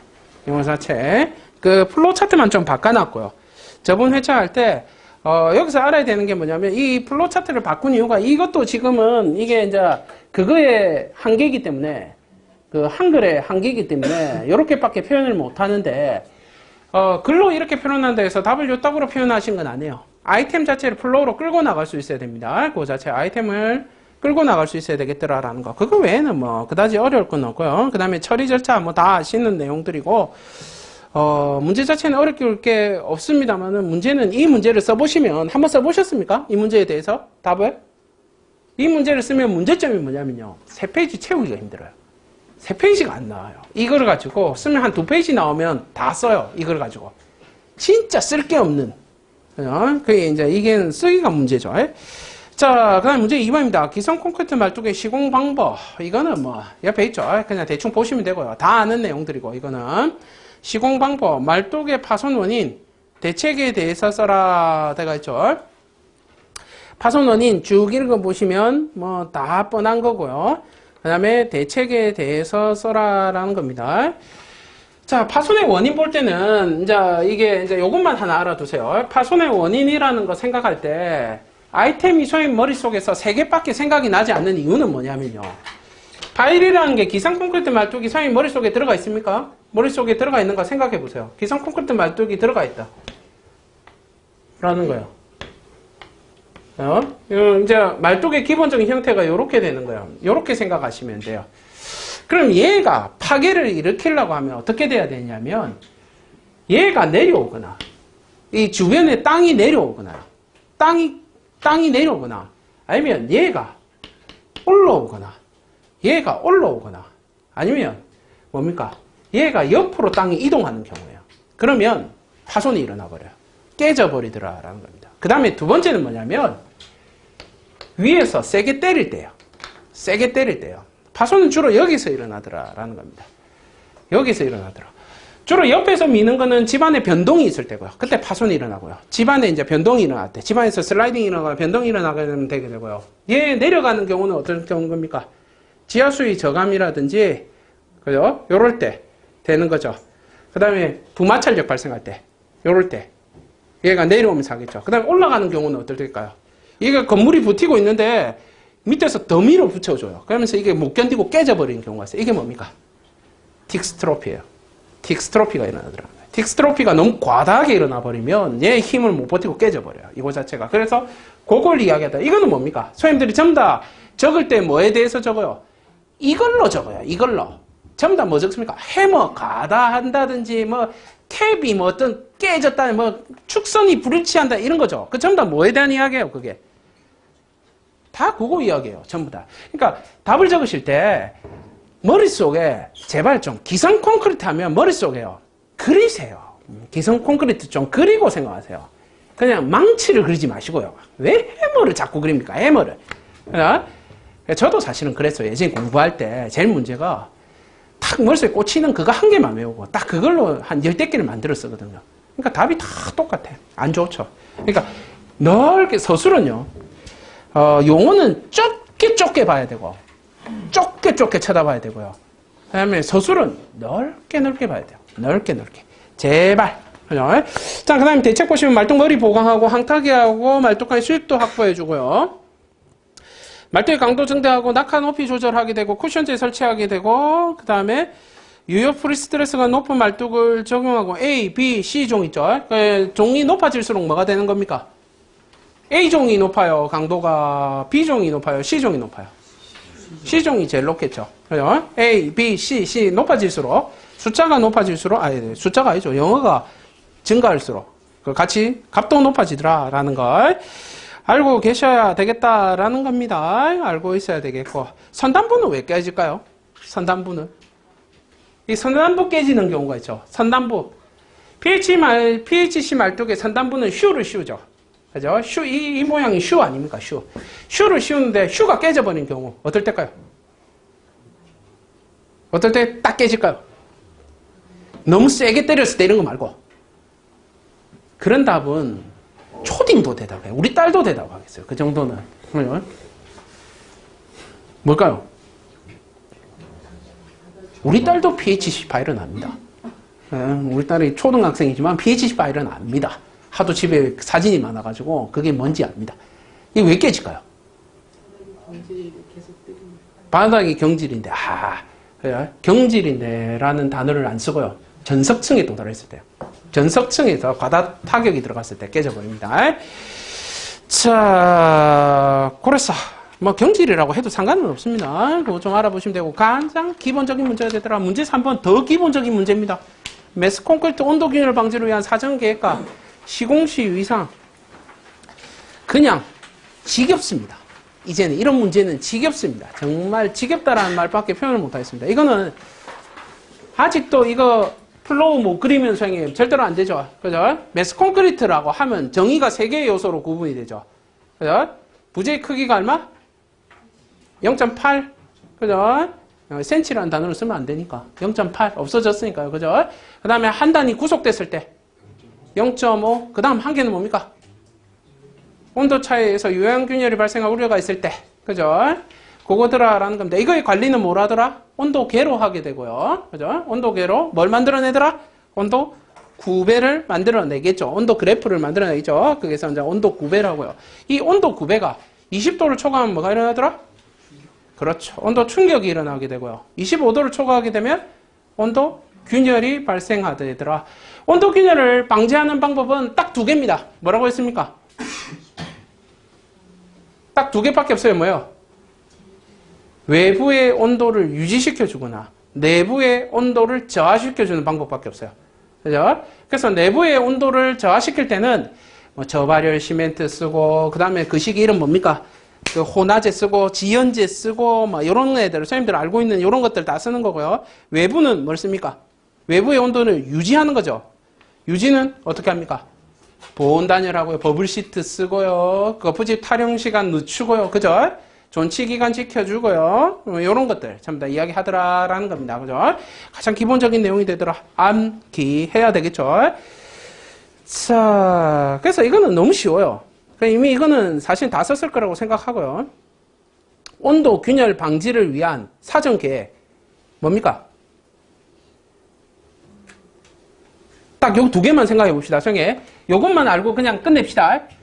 매스 콘크리트의 사전 계획은 무슨 계획과 무슨 계획이 제일 중요해요?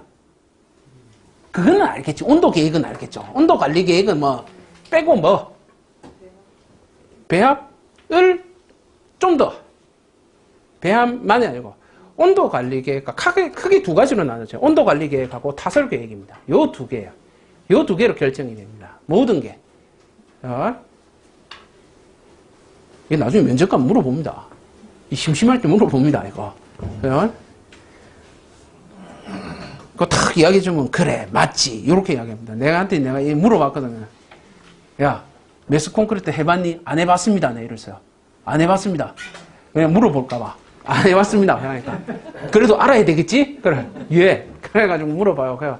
야, 제일 중요한 게 뭐야? 수화열 관리하는데 제일 중요한 게 뭐야? 온도 균열 방지하는데 제일 중요한 게 뭐야? 딱 짧게 2번 핵심만 이야기해봐. 해가지고 온도 타설입니다. 맞다면서.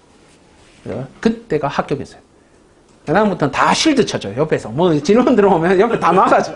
안 좋은 질문 들어오면 다 막아줘. 실드 쳐줘. 한 개 대답만 잘해도 되더라라는 거 알고 계셔야 되겠고. 거기 보시면 대지목 4번에 나머지 읽어보시면 되고요. 뻔한 내용들이고, 이제 한 개 알아야 될 거. 우리가 보통 컨트롤 조인트는 얼마라고 했습니까? 컨트롤 조인트 썼을 때 단면 결손율이 얼마예요?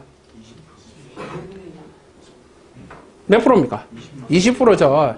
근데 매스 콘크리트는 아닙니다. 매스는 두껍죠. 그래서 매스는 35%입니다. 이게 다릅니다. 이게 매스는. 그래서 거기 보시면 오른쪽에 위에서 두 번째 컨트롤 조인트 밑에 그림 보세요. 그림 잘 봐요. 그림 뭐 얼마 되겠습니까?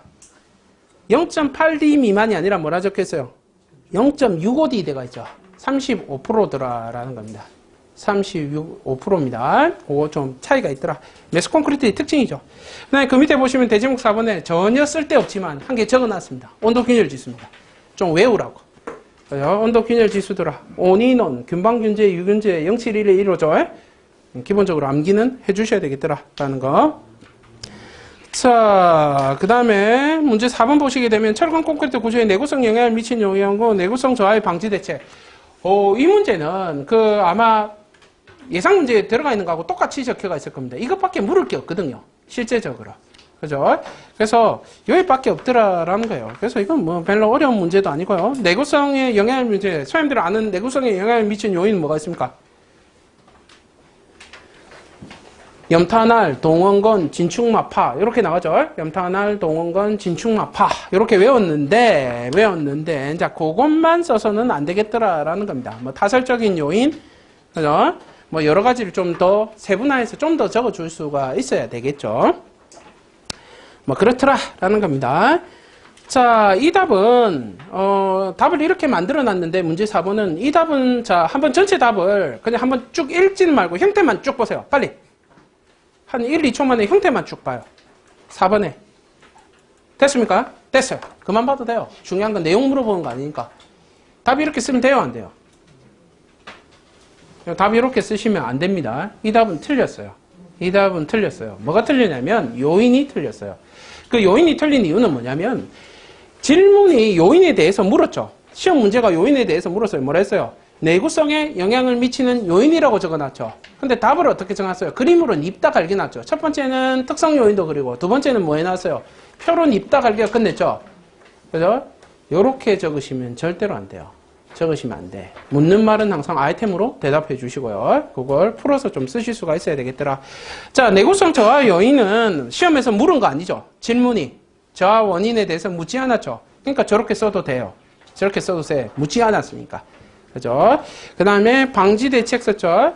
방지 대책, 재료 대책, 배합 대책, 시공 대책, 물리화학적 대책, 기후적 작용 방지, 기계적 작용 방지. 요 따구로 시험 쓰시면 절대로 안 돼요. 요 따구로 쓰시면 안 되더라라는 겁니다. 묻는 말에 대해서만 쓰시고, 요렇게 쓸 때는 어떻게 해야 돼요?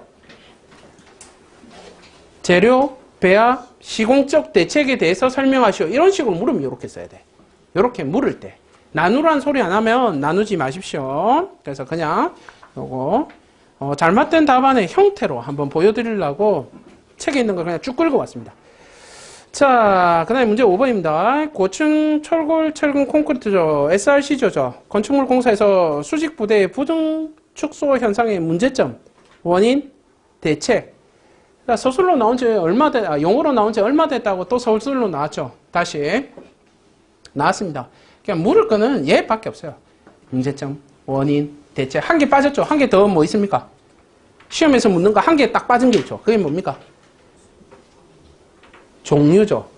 탄성 쇼팅하고 비탄성 쇼팅 묻는 게 빠졌죠. 종류가 빠졌어요. 종류가. 그 외에는 다 물었죠. 이게 이제 가장 스탠다드한 답안의 형태입니다. 이 문제에 대해서. 더 이상 물을 것도 없고요. 그러니까 선생님들 정리하실 때 뭘 정리하냐면, 지금 내가 말하는 게 이거예요. 시험 문제에서 이때까지 역대 물었던 것들을 그냥 일목 한 줄로 쫙 정리해 놓으면 끝이에요. 그럼 더 이상 볼 것도 없어요. 그 언저리에서 놀아요. 전부 다가. 벌써 시험이 120번 쳤어요. 낼 거 다 냈어요. 이제 더 이상 뭐가 있겠어 시험에. 이때까지 냈던 것만 선생님 머릿속에 들어가 있어도 합격이네. 그러나 우리 인간은 머리가 그죠? 뛰어나지 못하죠. 그래서 다 까먹죠. 해봐야.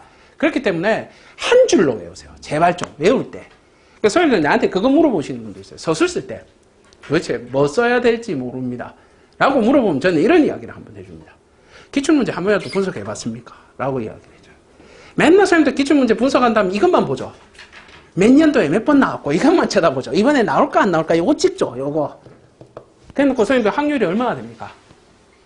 확률이 얼마나 됩니까? 한 10%? 이 정도 돼요. 선생님들 찍는 수준이 그 정도 돼요. 그런데 문제가 뭐냐면 우리가 기출문제를 분석한다는 말은요. 연식을 분석해서 이게 나올 때가 됐다라는 것도 분석도 기출문제의 분석이지만 기출문제 분석의 핵심은 뭐냐면 이때까지 무엇을 물어봤는 거예요. 그럼 내가 물어본 질문에 대해서 지금 얼마나 알고 있는가가 중요한 거예요. 그리고 어차피 공부를 해서 어떤 걸 적기 위해서 외운다면 시험에 나온 걸 외우는 게 제일 효율적인 거 아닐까요? 시험에 나온 걸 외운다라는 게 제일 효율적인 거 아닐까요? 무슨 말인지 아시겠어요? 아까 그 앞에 지나가면서 적힌 거 보셨는가 모르겠습니다. 재료의 선정이라고 적혀 있었죠. 그 자리에 그런 말이 어울리지는 않아요. 근데 그렇게 적어놨죠. 그 이유가 뭐냐면 그게 기출문제였기 때문에 그래요. 그래서 그렇게 적어놨던 거예요. 그 내용을 가지고 시공식 위상으로도 적을 수가 있더라라는 거예요. 그래서 한 개를 외워서 선생님들 머리가 안 좋잖아요. 그럼 어떻게 해야 돼? 한 개를 외워서 10개를 써야 돼요. 한 개를 외워서 10개를 쓸 수 있게끔 만들어줘야 돼요. 머리를. 그죠? 그래야 기술사를 3개, 4개, 5개, 6개 딸 거 아닙니까? 그죠? 물론 그러니까 생각도 안 하겠지만, 그죠? 일단 그렇게 딸 수 있다라는 거야. 무조건. 그러니까 좀 생각을 하고 달라고 네, 부탁드립니다. 자, 그 다음에, 그래서 부동축소입니다. 이거는 뭐 원인이라는 거는 다 이거 아시죠? 요거. 원인은 뭡니까, 선생님? 원인은 뭐예요? 응력은 뭐예요? 응력은. 얘죠. 이게 뭐의 원인이 돼요? 산성 쇼트닝의 원인이 되죠. 비탄성 쇼트닝의 원인은 뭡니까? 그렇지. 건, 응, 철, 채, 부죠. 건이 뭡니까? 그렇지. 그죠? 건조 수축 있고, 부재 응력 있고, 그죠? 뭐, 그런 것들 좀 적어줄 수 있어야 되겠네요. 자, 그냥 이거 못 적으면 진짜 인간도 아니에요, 진짜. 자, 그 다음에 대책이 있더라. 그냥 한번 보시면 되고요. 넘어가시고. 문제 6번입니다. 모듈러 공법입니다. 모듈러 공법. 장단점과 공법별 특징에 대해서 써라 되어 있습니다.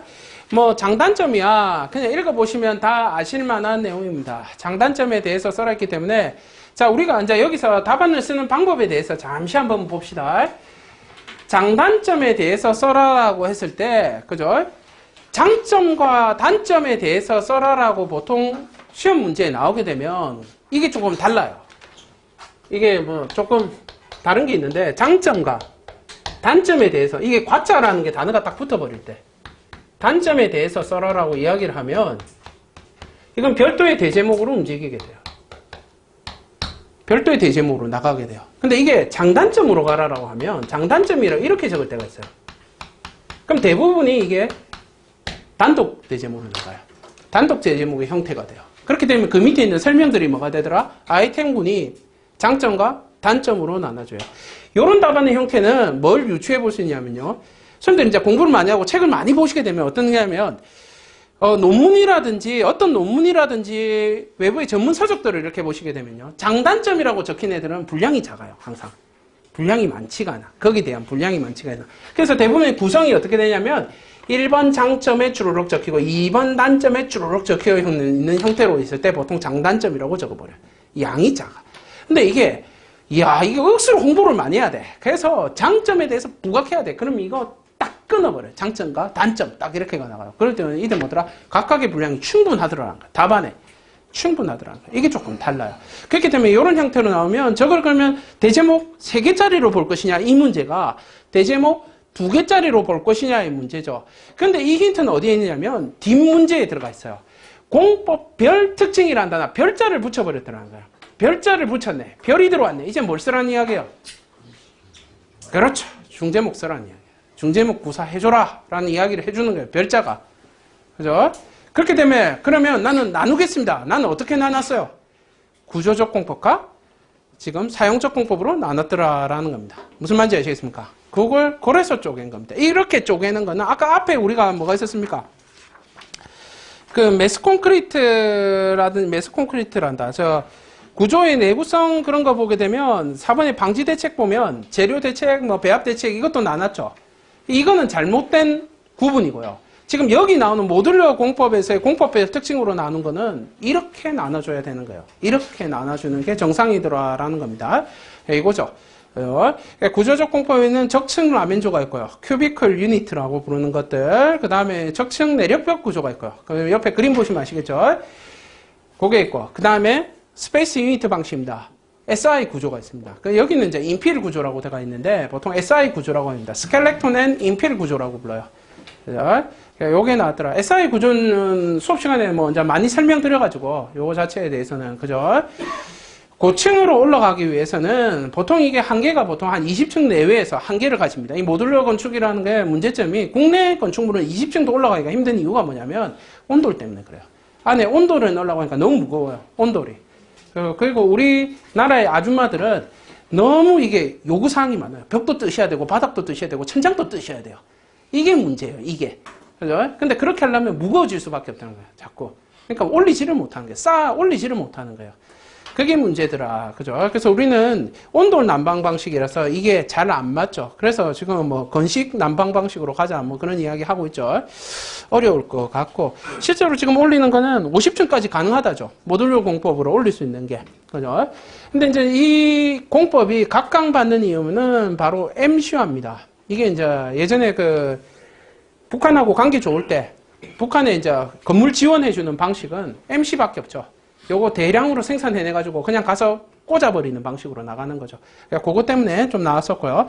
시사적 문제는 맞고요. 문제 자체는 공법별 특징을 적는 게 조금 힘든 문제고 그 외에는 그렇게 어려울 건 없더라. 그러니까 딴 게 뭐 스페이스 유니컬하고 유니트 방식하고 큐비클 유니트 이건 적을 수 있을 거 아닙니까? 그거는 이미 우리가 외운 거니까 알고 있는 방식이더라라는 겁니다. 자, 그래서 여기까지가 이제 3교시입니다. 3교시에는 사실 선택 못할 문제가 없습니다. 가장 쉽고요. 문제 자체가. 문제 몇 번입니까? 1번 같은 거는 대부분 다 버렸겠죠. 설계 변경 이런 건 버려야 되는 거고, 사실은. 알지만 적기가 힘든 문제. 그런 것들은 버리고. 그 외엔 버릴 것도 없습니다. 선택을 아무거나 할 수 있더라라는 겁니다. 자, 그 다음에 문제 4교시입니다. 4교시 1번 보시게 되면 건축물의 인허가 기간하고 지방자치단체의 건물 사용승인 신청 시에 선행조치사항과 절차에 대해서 설명하시오. 안에 있는 조건만 달라져가 있고요. 문제는 똑같이 출제되어 있습니다. 이것도 기출문제예요. 똑같이 출제된 기출문제입니다만은 달라진 건 안에 조건만 달라졌어요. 건물의 조건. 근데 이 건물의 조건이 기존에 시험에 나왔던 조건하고 역시 똑같더라라는 겁니다. 그래서 이제 거기 적혀 있는 것들 그냥 한번 읽어보시면 되는 거고요. 이런 거는 실제로 공부를 하시는 분 아니면 사실은 적기가 힘듭니다. 답 자체가 쉬운 것처럼 보이면서도 답안을 적기는 힘들죠. 보통 소위원들이 제일 어려워하는 게 이런 문제들이에요. 총론틱한 문제들. 왜냐면 쓸 게 없거든. 아무리 쓰려고 해도. 최선을 다해도. 자, 그래서 그렇더라라는 겁니다. 자, 한 개 말씀드리면 총론틱한 문제에서 점수를 받으려면요. 숫자가 많이 안 나오는 총론 문제는 총론이 아닙니다. 틀렸어요. 점수 안 나와요. 그런 문제들은 사실 좀 피하셔야 돼요. 하면서도 좀 피해 나가야 되는 문제가 아니겠는가라는 생각을 하고요. 자, 문제 2번입니다. 공동주택 마감공사에서 자가가의 간섭 발생의 원인. 간섭 발생의 원인 다른 말로 뭐랍니까? 공정마찰이라고 부르죠. 공정마찰의 원인과 방안에 대해서 대책에 대해서 설명하시오예요. 공정마찰이라고 하는 것은 기본적으로 이제 이건 뭐 기출문제 틱한 것들이고요. 그 옆에 보시면 이제 엑스트라로 잡은 게 공정 간의 간섭 발생의 개념입니다. 그죠? 지금 적어놨더라라는 겁니다. 자극간이라고 적어야 되는데 그게 공정간이라고 적었네. 자극간이라고 바꿔놓으세요. 자극간 간섭 발생의 개념이더라. 자, 원래 이제 정상적인 작업은 A 작업 끝나고 B 작업 끝나고 C 작업 끝나고 이거 각각 텍스트 타임하고 이런 거 조정해 나가면서 나가는 거고요. 그 세 번째가 간섭이죠. 서로 이렇게 겹치는 게 간섭이더라라는 겁니다. 이 그림 어디에 있던 겁니까? 이 그림, 지금 이 그림 어디서 봤습니까? 예? 텍트 맞습니다. 텍트하고 에로비죠. 텍트와 에로비가 조합된 거죠. 이거 지금. 그죠? 그거예요, 그거. 그거 다 형제들이에요. 그래서 걔들 다 형제라고 했죠. 자극감의 자극간의 간섭 발생의 원인을 보시게 되면 계약이 변경됐을 때, 그 다음에 방수공사하고 기초공사, 철근공사하고 전기배관공사, 거푸집하고 슬리브, 조적하고 문틀, 천장하고 배관 뭐 이런 데서 각각의 이제 겹치는 공정 구간이 나올 때 거기서 주로 일어나더라라는 겁니다. 그러니까 참고로 보시고요. 간섭 저감 방지 대책, 그것도 읽어보시면 됩니다. 별다를 게 없어요.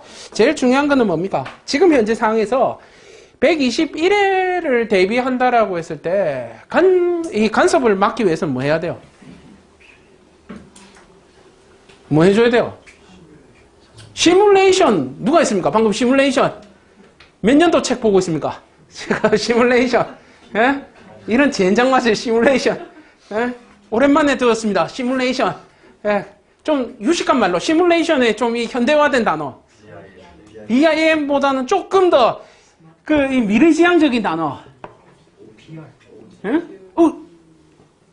방금 누가 비슷하게 이야기했다. 그죠? 이제 각 조그마한 공사에 대해서는 보통 뭘 하냐면 VR을 해요. VR을 하게 됩니다. VR을.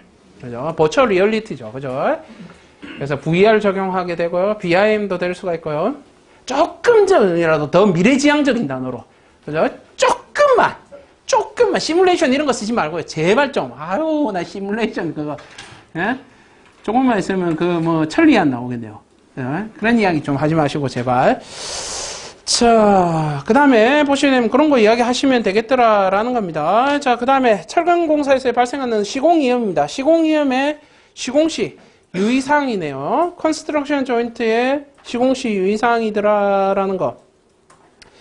시공시 유의사항 밑에 보시게 되면 제일 중요한 거는 사실은 그 3번에 그죠? 이음의 위치죠. 이음의 원칙이죠. 이음의 원칙. 이음의 원칙을 지키는 게 제일 중요합니다. 사실은 그거 자체가 시공시 유의사항이 될 것이고요. 그죠? 근데 이제 요거는 이제 용어로 쓸 때 있는 걸 그냥 갖다 붙인 거고, 그걸 풀었으면 이제 저쪽으로 넘어가게 되는데, 자, 이 답에서의 핵심 사항은 뭐겠습니까? 이 답에서 내가 점수를 받고 싶다. 이걸 모르는 사람은 없을 것이고요. 시공시 이음의 유의사항에 대해서 안에 내용은 모르는 사람은 없어요. 그러면 자, 이제 안에 내용은 내가 출제자가 원하는 대로 분량을 가지고 있다라고 생각을 합시다. 그러면 내가 여기서 점수를 받으려면 이제 필요한 건 뭐예요? 껍데기에서 필요한 게 뭘까요? 껍데기에서 필요한 건 뭘까요? 여기서 중요한 거는 핵심이 뭐냐면 문제를 다시 읽어봐요. 문제를 다시 읽어봐. 철근 콘크리트 공사에서 발생하는 시공 이음의 시공시 유의사항에 대하여 설명하시오. 자, 다시 한번 읽어볼까요? 이제 서술어를 빼버릴까요? 그 꾸미는 말을 없애버릴게요. 시공이음 시음시의 유의사항에 대하여 설명하시오요. 그죠? 뭘 보고 싶어 하는 걸까요? 선생님이 이 시험 문제를 냈을 때 뭘 보고 싶어 할까요? 이음한 시공도? 다 필요 없는데? 이 문제는 묻는 게 핵심이 뭐냐면, 자, 니네들 전부 다 컨스트럭션 조인트에 대해서 다 알지? 준비했을 거 아니야? 자, 어느 놈이 똑똑한지 한번 보자. 얼마나 쓰는지 한번 보자라는 거예요. 거기에 대해서 얼마나 네가 항목을 제시할 수 있는지 한번 보자라는 거예요. 그렇죠? 아이템 숫자예요. 아이템 숫자를 확보해줘야 돼요. 이런 문제 나오면 이제 이렇게 되면 아이템 숫자를 확보해줘야 돼요. 그러니까 예를 들어서 뭐 우리가 일반적으로 써도 5개 쓰고 이런다. 근데 어떤 놈이 시공시 유의사항을 6개 썼고 7개 썼고 8개 썼어. 근데 그게 다 비슷비슷해. 이놈이나 저놈이나. 그럼 어떻게 돼요? 야, 7개 네가 더 똑똑한 놈. 이렇게 되는 거예요. 그러니까 이제 그게 필요하더라는 거예요. 이 답에서는 그런 게 필요하더라고요. 그러니까 그거 주의하셔야 돼요. 그거. 그러니까 문제가 지금 아까 내가 다시 읽어보라는 이유는 바로 거기에 있어요. 문제가 몇 개예요? 묻는 말이 몇 개예요? 잘 봐야. 묻는 말이 몇 개야? 1개죠. 왜 1개 냈을까? 1개만 써도 3장을 채울 수 있다는 소리예요. 분량 자체가 1개를만 써도 야, 너 이거 3장 다 채우고도 남을걸? 이라는 거야. 뭐 어떻게 채울 거야? 묻는 말에 대한 분량으로 채워야지. 그러니까 거기에 대한 아이템을 풍부하게 써줄 수 있어야 돼. 거기에 대해서 그런 것들이 좀 중요하더라. 그냥 문제가 생긴 꼬라지를 보고 쫓아갈 수 있어야 돼요. 거기에 대해서. 자, 그 다음에 넘어가시고 문제 4번입니다. CFT예요. CFT 보시게 되면 공법의 장단점하고 콘크리트 충전 방법. 그 다음에 시공시 유의사항에 대해서 쓰시오. 되어 있습니다. 장단점 적혀있네요. 아까하고 똑같죠? 장단점. 아, 그럼 이거는 짧게 쓸 수 있겠구나라는 거예요. 그 다음에 콘크리트의 충전 방법 두 개가 있죠. 트레미관 방식이 있고 하부 합입 방식이 있죠. 그죠? 그 트레미관 방식으로 있는 상부 타설 방식이라고도 부르고요. 그 밑에 보시면 자 비교표에 대해서 되어 있죠. 한번 보시면 되겠고. 자, 그 다음에 이제 시공시 유의사항이 있습니다. 뭐 다 아실만한 내용이고, 요것만 한 개 짚고 갑시다. CFT입니다. CFT. 시공할 때 제일 유의해야 되는 게 뭡니까? 제일 유의해야 되는 게 뭐야? CFT 시공할 때 제일 유의해야 되는 거 뭡니까? 시공할 때. 앞에 문제가 전부 타설에 대해서 묻고 있는데, 그럼 이렇게 이야기해 볼게요. 타설할 때 제일 유의해야 되는 거. 두 가지만 찍으시오. 뭡니까? 뭐 먼저 딱 올라가야 돼요. 시작하면. 상부 타설 방식이 안 좋은 이유가 뭐야?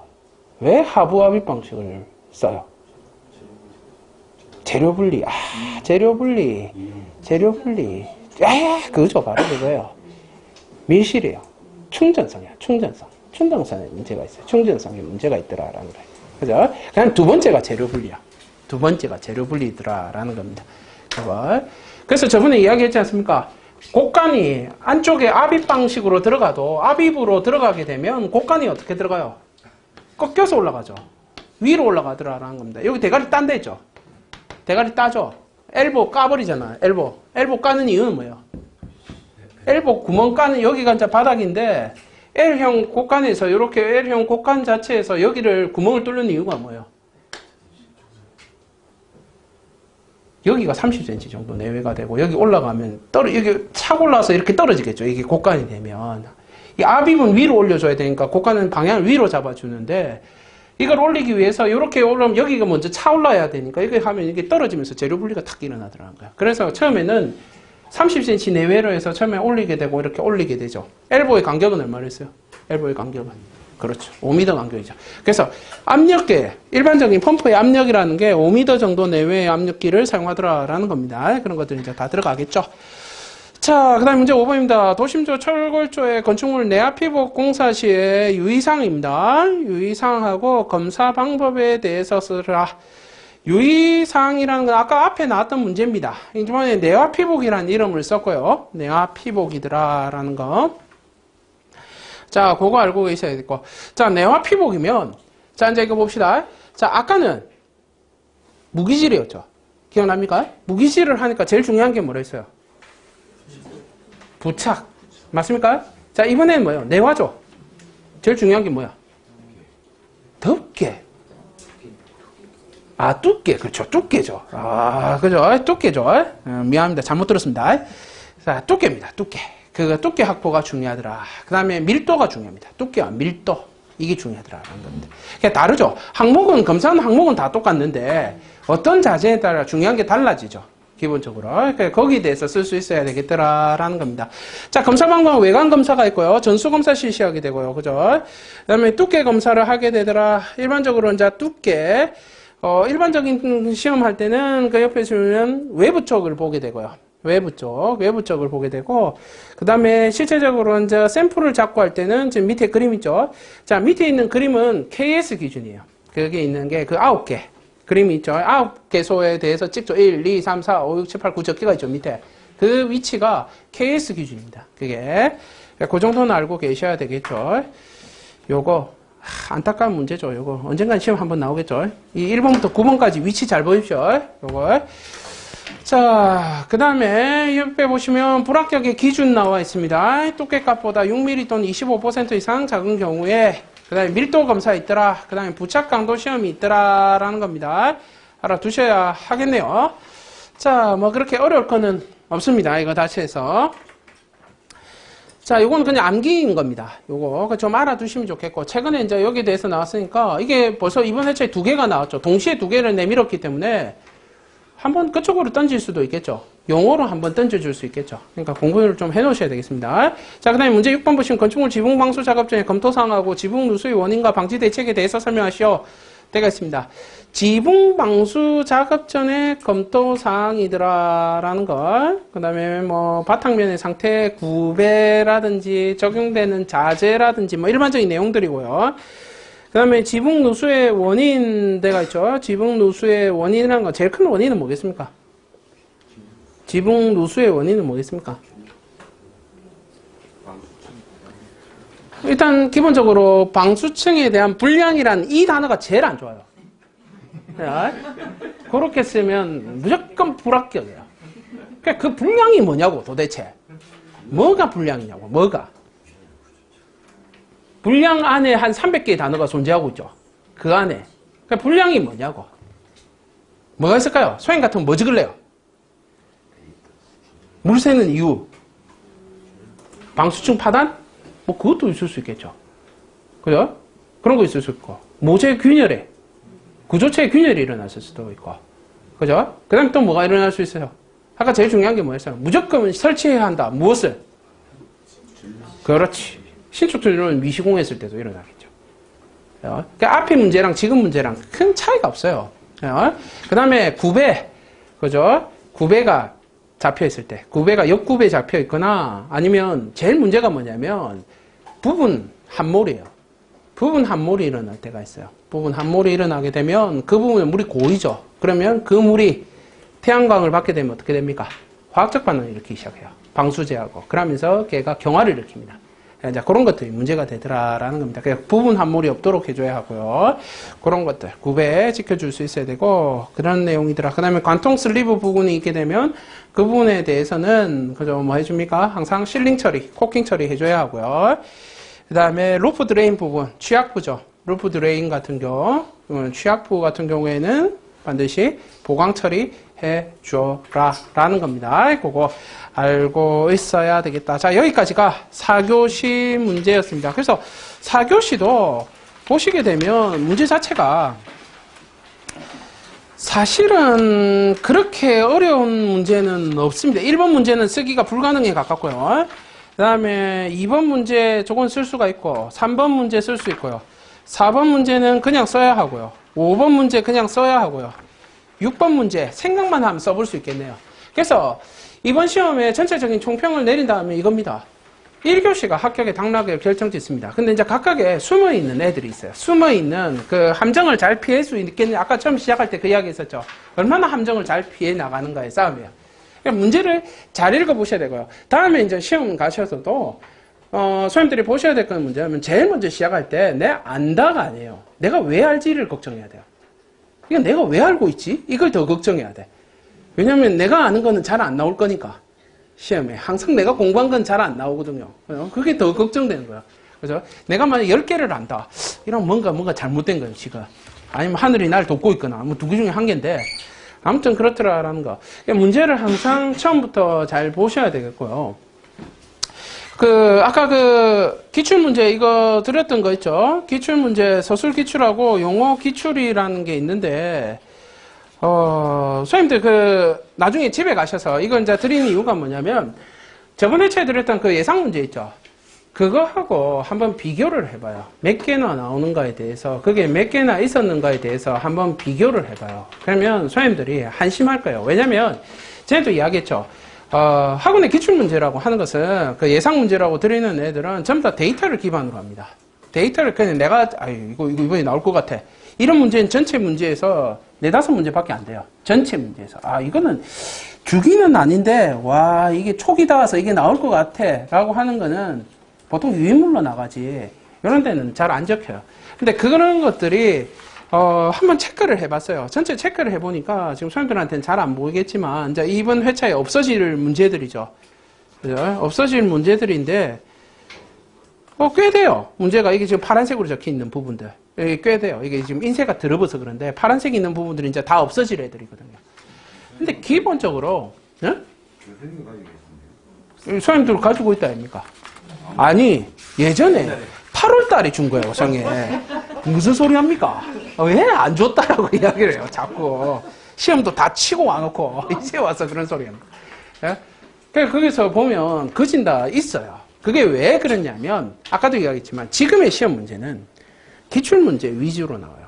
기출문제예요. 그 말이 조금씩 바뀔 수는 있어요. 기출문제의 의미가 똑같이는 못 내요. 왜냐면 출제 기준이라는 게 있어요. 출제 지침이라는 게 있죠. 그 출제 지침에 의하면 원래 출제 지침에 뭐라 적혀 있냐면요.